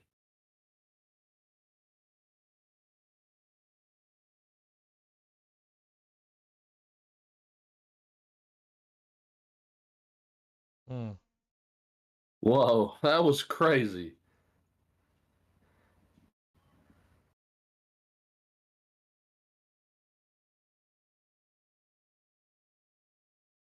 Well, it's gonna get plenty of that.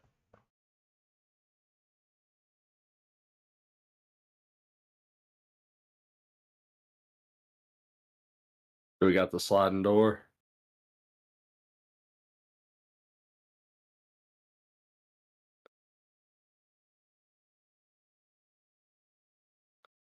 Yeah, you fucked up.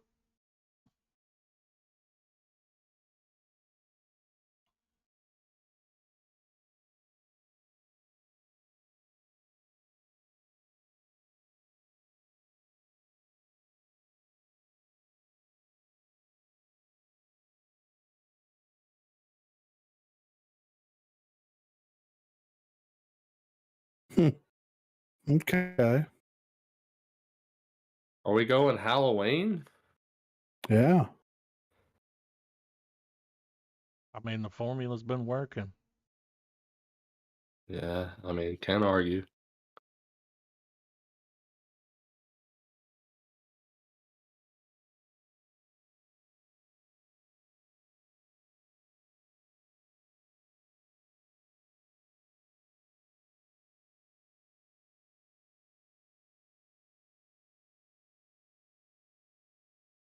He's about to cancel everybody on that bus. Yeah. Jesus. I'm down. Yeah. Yeah, Gotta be better than that last one Yeah. yeah. when they made him emo. Yeah, right. He's like, emo's not dead, but you are. You know? Ring, ring, ring. My best friend Anne Frank. Wonder what this is about. I bet it's about the woman that, or the motherfucker that turns them in. They were talking Gets them about that caught. recently, about it being their friends that knocked them Yeah. out. All right, 3, 2, 1, play. Victims of the Holocaust.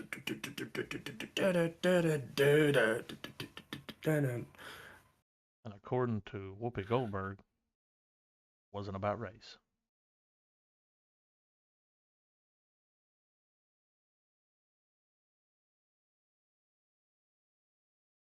It's a foreign.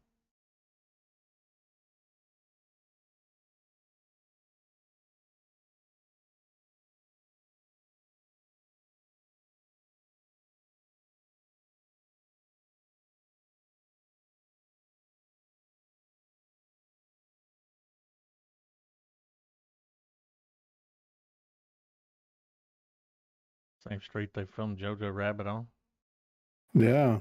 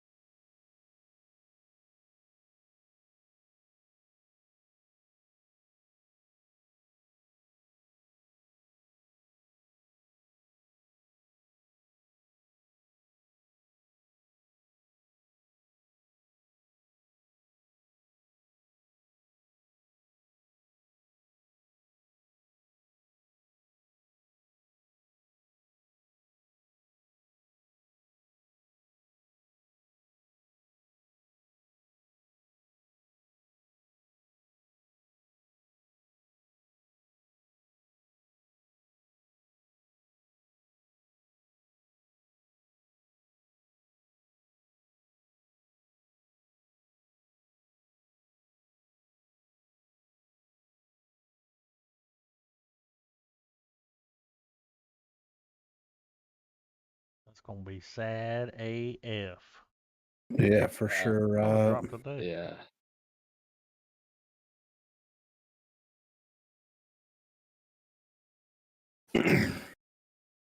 So we got Ezra Miller.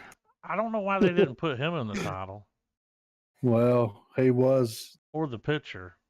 calling Oh yeah, out that was. KKK. Yeah, He's dude. like That was South weird. Carolina chapter. Yeah. I'm gonna Ku kill Klux you all. Klan. It's like, what was he? Made me wonder. It's like, was he there making a movie? And It might have been this movie. they're asking for it. All right. 3, 2, 1, play.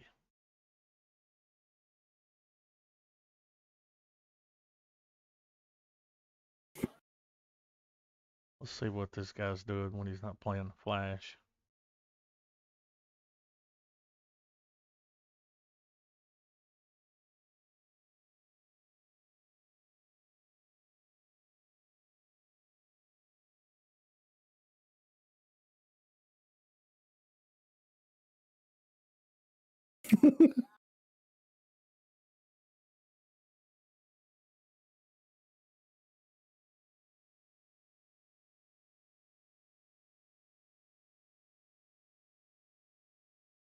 It looks like he's playing some kind of. Yeah.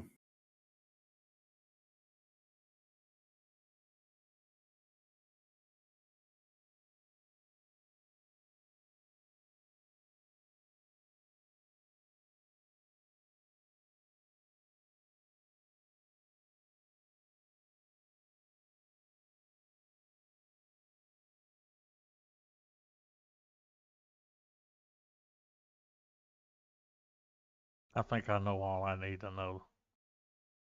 Yeah. Is that Precious? I think so.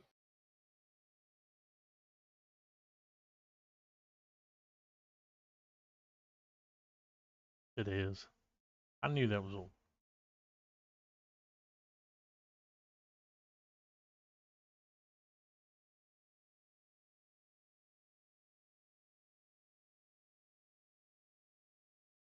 Interesting.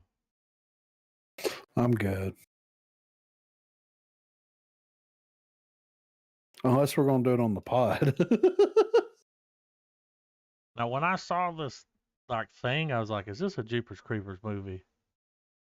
I was Yeah. sitting there. I was sitting there thinking, dude, they made Swamp Thing even darker. Yeah, right. Must protect the green. I'm ready for the curse. All right, I'm ready. All right, 3, 2, 1, play.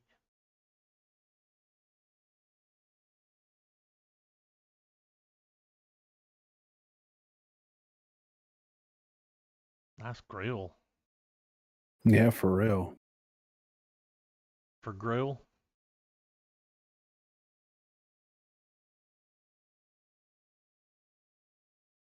Huh?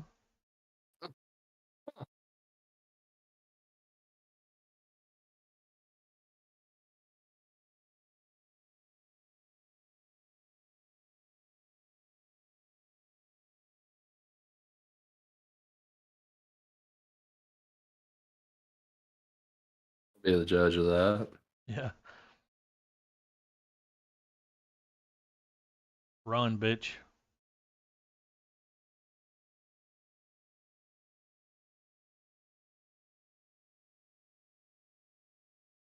I mean, the cinematography looks pretty good. Yeah.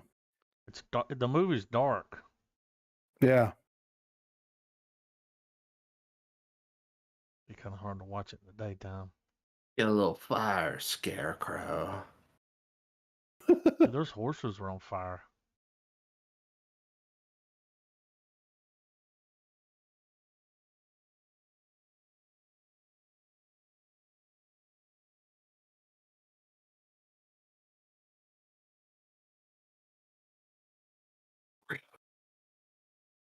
I mean, the year just started. Is that Someone's Sting? gonna blow out the candles. It looks like Sting, don't it?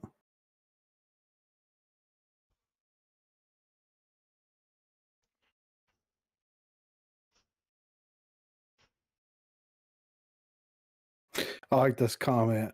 Looks cool and all, but one of the best horror movies of the year? Bro, we're in January. Yeah. That drops on the 18th. I'd check it out. I'm super excited about this next trailer. Oh my god. Oh, I is Medea going to Netflix? Yeah. According to why Tyler Perry, Medea comes wherever the money's at. that's why it's called Homecoming, dude. She's finally coming home Ever to since Medea was Netflix. bitten by a radioactive spider. Check that comment out, the top one. The world shall end, but Tyler Perry's Medea shall go on forever. Oh my god. All right, let's see what she's doing this time. Let's peep it. 3, 2, 1, play. I mean,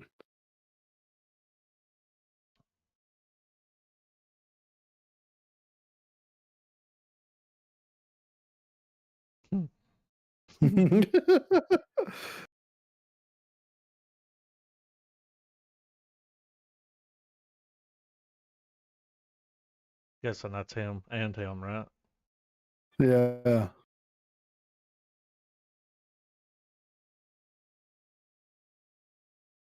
Perry picked up where Eddie Murphy and Martin Lawrence. Martin Lawrence Mama's left off, house. man. Yep. Oh shit, dude. Y'all know who that is? Yes. Oh my god. Now that show's hilarious. Mrs. Brown's Boys. That was a man.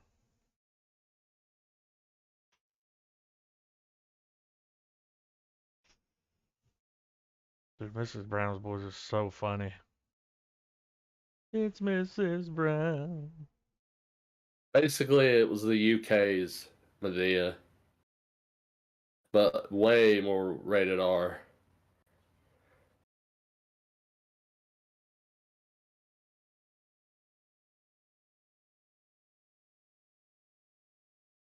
Mm-hmm.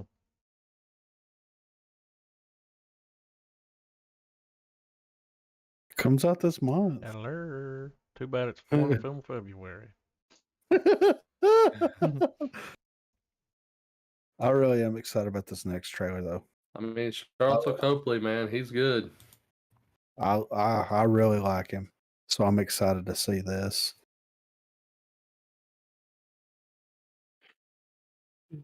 All right, 3, 2, 1, play.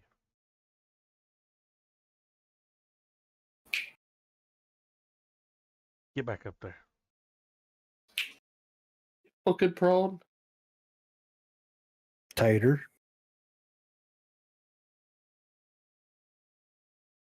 Making some taters. The fuck? Does he not talk this whole fucking movie? That's gonna be crazy. Straight living off grid.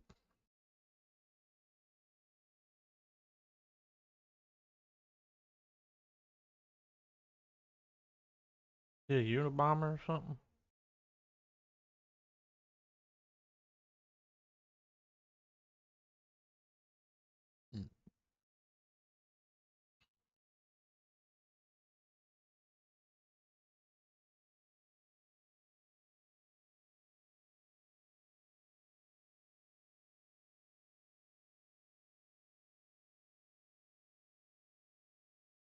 Ted Krasinski was the Unabomber. Is this the Unabomber? Maybe. I think it is, man. Oh, it is! Oh shit! Okay. About time we got a movie.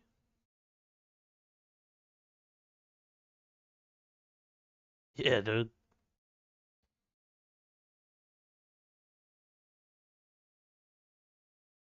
He was up there writing his fucking manuscript, like.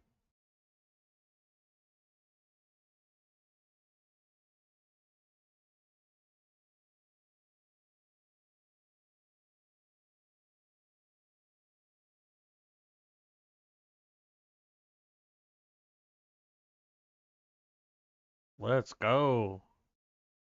Bet that shit's gonna be good, dude. That looks fucking great, right? Well, that was an intense That whole like story's thing that fucking happened. crazy. Like, yeah, like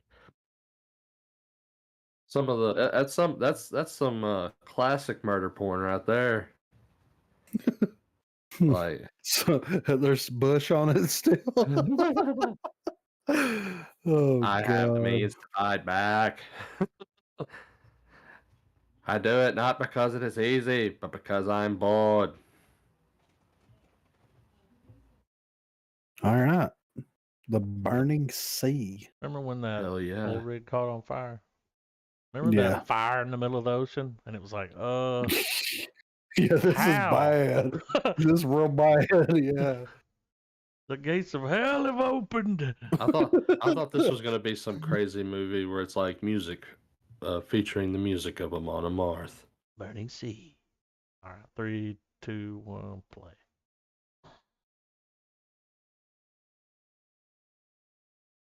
I believe it's a foreign. What? Oh damn! It is a Oh damn fire shit! in the ocean. You're probably right. What you were saying. There are hundreds of gas liners in the world that we know about, and at least one that's unsuccessful. The ocean's fucking Welcome scary. to the Dead Sea. Yeah, dude, it's crazy that they're just held up on one big ass pillar, That dude. shit's scary, dude.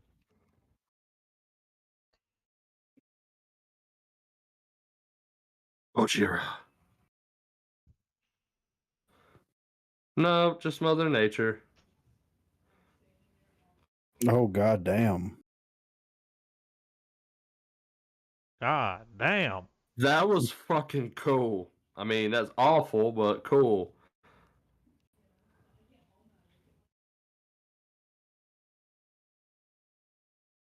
Are they just blowing the fuck up everywhere? Holy shit. There's something down there.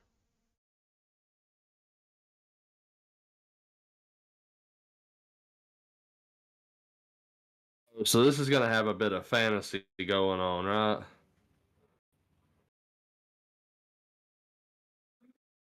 Dragons. In our time.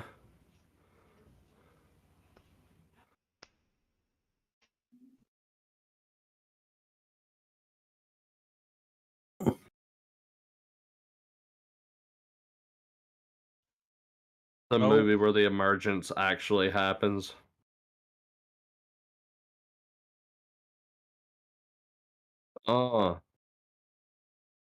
Ooh. Okay. Crippling anxiety. He was swapping seats, trying to get a snipe out the It window. looks Don't- like a good little don't disaster. It looks like a flick. panic attack. Don't Yeah. look like a helicopter could regain control of that Bro, quickly, but okay. I saw a guy doing flips in a helicopter. And when he would flip, he would kill it.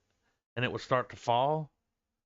And he would catch it like right before it hit the ground. He would just, he's like a world class helicopter pilot. Like, Fuck that. and they had a Fucking nuts. crowd of people out there watching him. It was a Red Bull event. And I was like, dude, this could be bad. He's up there going full Star Fox, man, barrel rolling all over the place. Dude, he does shit in a helicopter. They're like, it's not even possible. We don't know how He's one with the he machine. did a barrel Dude. roll. I bet you he's got Red Bull gives you aviation wings, dude. simulator. You got like in his house, he's got that little room where you know how like. Have you seen these people who are I have. hardcore into the flight simulators, Dude, man? I They'll saw have this like a one whole guy room. had like he actually got like a plane fuselage, like the cockpit, and had it built out with the simulator in it, and it would move. Yeah, you put like those big ass monitors to like Yeah, recreate in the windows. everything. Mm-hmm. That would be fun.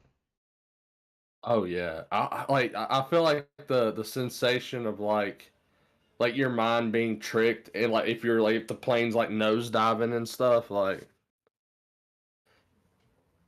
You see a Like I silver watched sun. one where like dude had it set up where he was just chilling up above the clouds, had it on cruise control, was just sitting there eating cereal, fucking just playing the fucking simulator, man. Let's check this fucking Requiem out. Requiem for a Alicia Dream. Silverstone. Yeah. All right. Mhm. 3, 2, 1, play. They're saying bad CGI in the comments. This one guy said, I laughed. I cried, laughed. Thanks.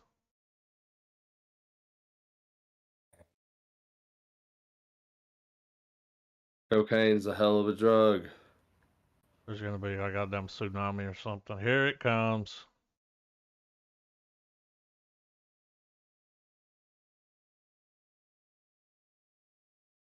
Ooh. Crunch, crunch, crunch. Ain't no way. Oh no, it's just floating in the ocean? It's Raft the movie. You can drink your pee 3 times. Dude, I'm That'll kill grabbing you. rope, I'm grabbing a C clamp, and I'm fishing for trash, dude. Why would you light a fire on the only vessel you're on? Shark. Yep. Oh God. I'ma eat your feet. I'ma get them little fingers. It's Cleveland Brown voicing it.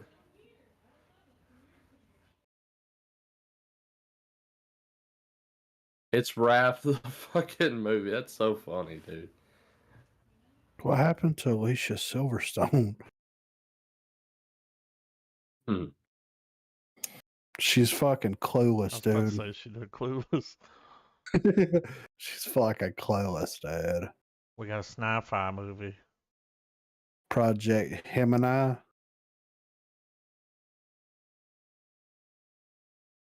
Not to I'm be ready. confused with Gemini Man. Starring Will Smith.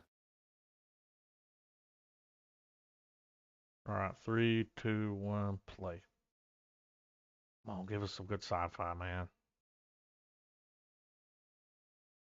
Look at the couches on the wall. Yeah.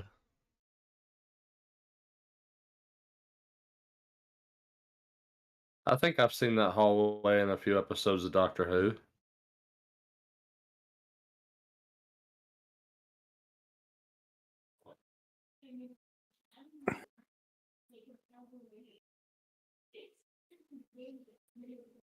Not there.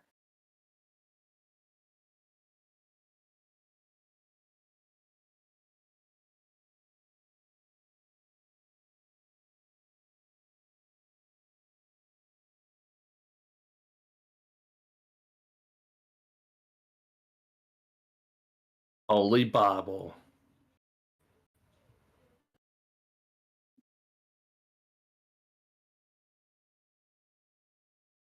This is what we have to do to get One, away from COVID. 2, 3, 4.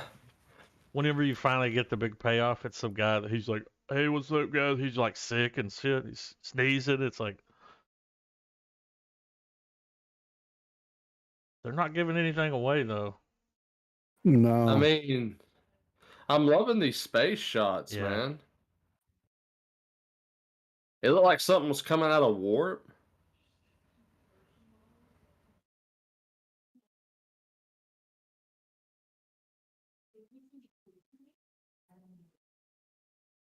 Yeah, I'm gonna have to see what that smelled like. Looks like a better B movie for sure. Yeah. Yeah. What was with that shot? The Of that ship with ship that stuff with going all around the it. Yeah. Yeah, I'm sitting there thinking like, dude, that looks like straight up like somebody's coming out of warp or something. Or a fucking wormhole, man. Christina Ricci. Speaking of monstrous and Christina Ricci, Mhm. Yellow Jackets, guys. The Pills? Yeah. That's... It's good, man. I would say I think Marina would dig Yellow Jackets as well, Griff. And Okay. it's got that like it's got the murder porn angle, sort of. Mm-hmm. So I'm not sure, not necessarily sure if that's your lady's cup of tea or not, Adam. But like it's got definitely that kind of whodunit shit going on amidst the ridiculous plot and everything. I know my old lady watched all of it, and I slowly started sitting around for some episodes. It's a trip. All right. It's called Yellow Jackets. Yeah. Okay. It's a free channel. Okay. You can watch it on there. Roho. You know? Monstrous, Christina Ricci. What we got here? All right. 3, 2, 1, play.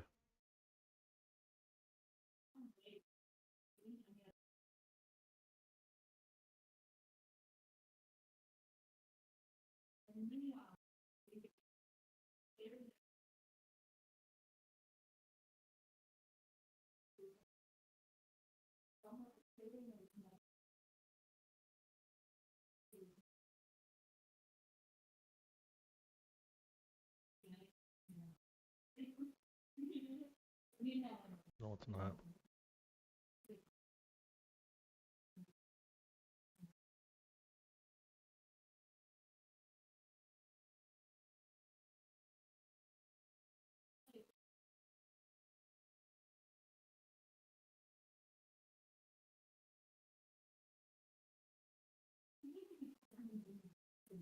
No matter the percentile, he's one fishy bastard.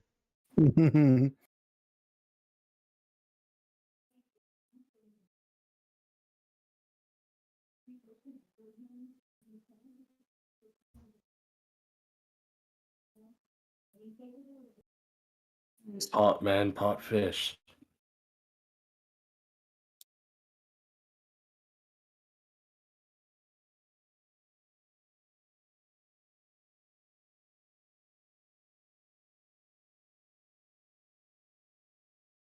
Greg's place.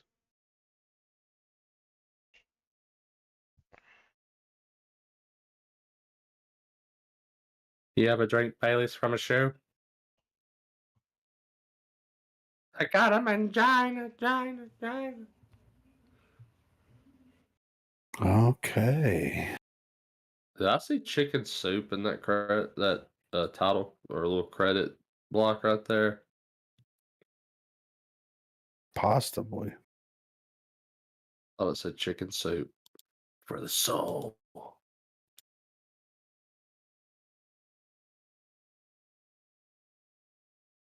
All right. The Midwich Cuckoos.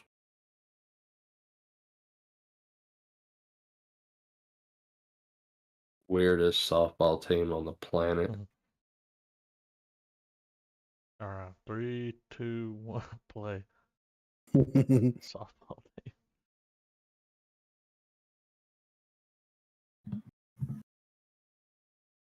Not what you think. It's soccer. What was that Not movie me. with the kid that could? Remember they had him like he could hurt everyone. Oh, The Omen. Damien. Yeah. You're Satan's baby.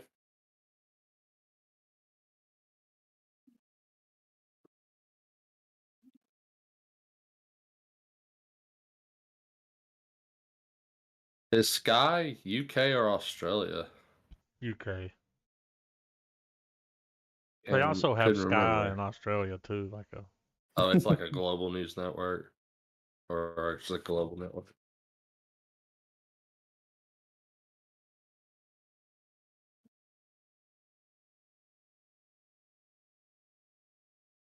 I mean, Demon Baby. Something in the way.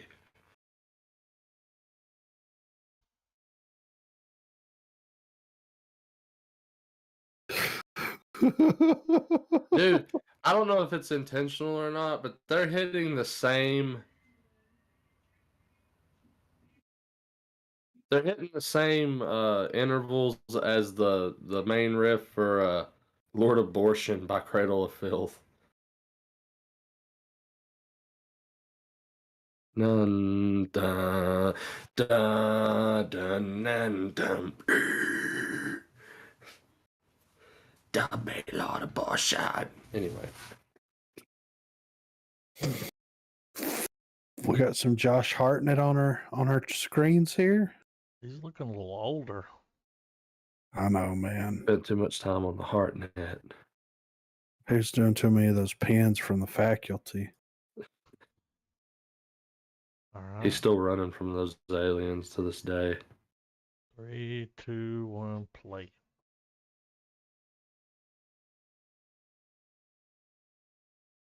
Another sky.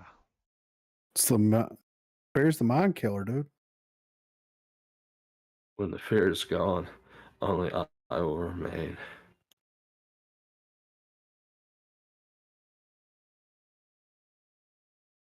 Tell me, Alex, do you like the spice smuggling world? We somehow connect this to Dune.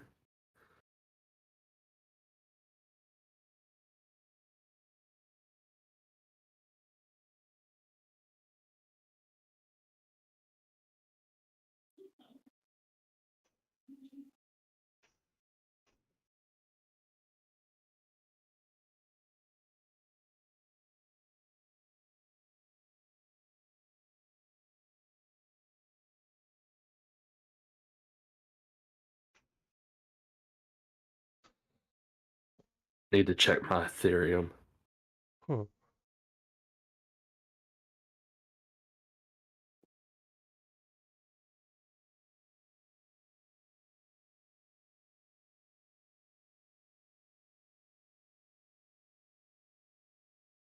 I need access to your cold drive.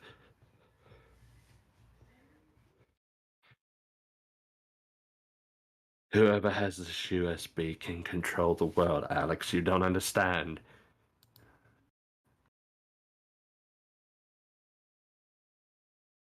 Trey, have you ever seen a trailer for this movie? A Writer's Odyssey? Yeah. I don't think so. I can't remember what country it was from. Griffin had sent me like a scene from this movie a while back. But it's finally going to get like a release here. Yeah, they've been kind of delaying it for a while. Yeah. 'Cause That was a it while came out ago. February. Yeah, right. But I'm ready for it. I want to It's a watch trip. this pretty Just bad. the stuff you see. Yeah. Like Yeah. a fucking creature. All right. 3, 2, 1, play. I think it may be dubbed now too.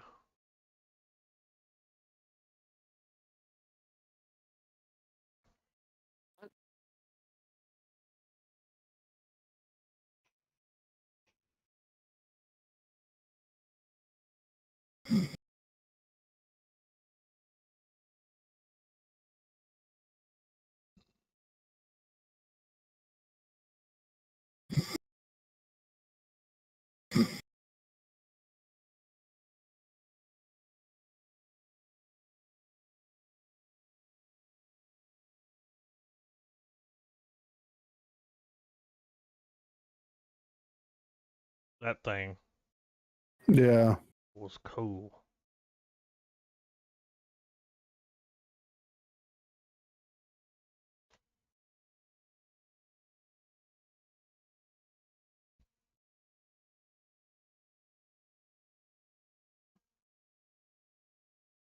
I want to watch this in subtitles instead of a dub.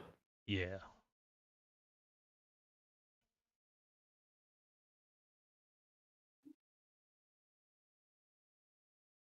Yeah.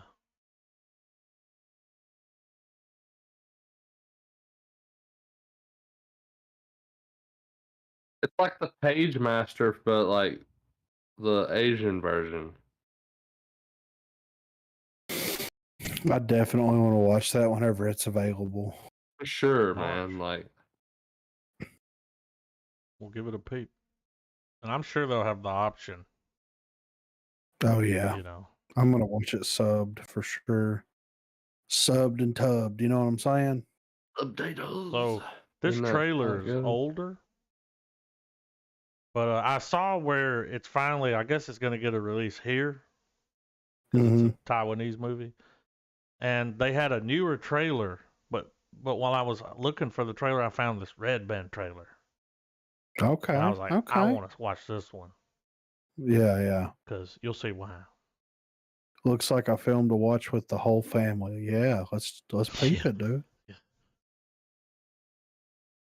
Okay, 3, 2, 1, play.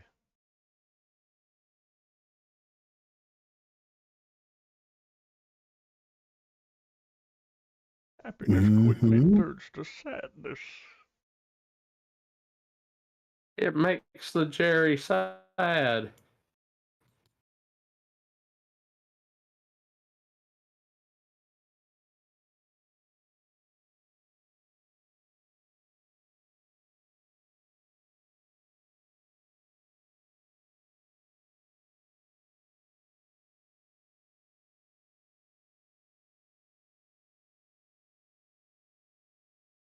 Mm-hmm. Mm-hmm. What? Yeah.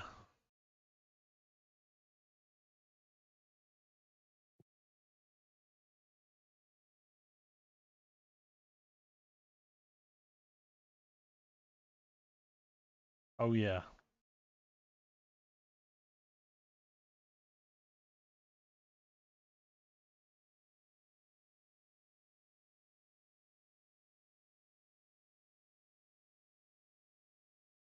I mean, if this is available,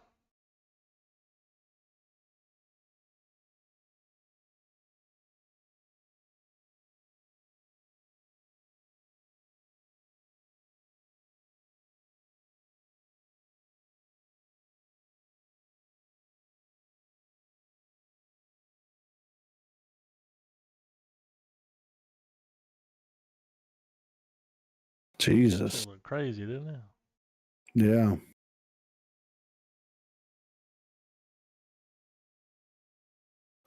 Sadness imprisoning me.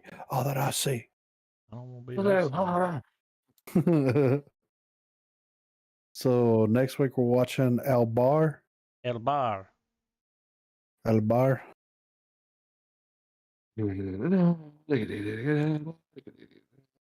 I'm excited. I remember the trailer, so I'm excited Yeah. about checking it out.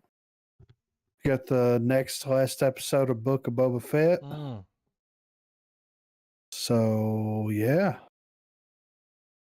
Next I'm week excited, coming in man. hot. Have you made a foreign film February pick, Trev? Not yet, man. I'm excited for the Trav hotness. You know what I mean? I'm gonna try to come in. I was fixing to do it. Yeah, I I'm know. gonna do my best to try it, dude. But The trotness, man. Here comes the trot stepper. now I feel like no matter what I do, though, I'm gonna come up short. No, dude, there's no pressure. Yeah. Come in with the regular bag. We'll take Reggie. Yeah, it's fine. This ain't no regular bag. That's some song I heard. But yeah, I'm ready. checks in the mail.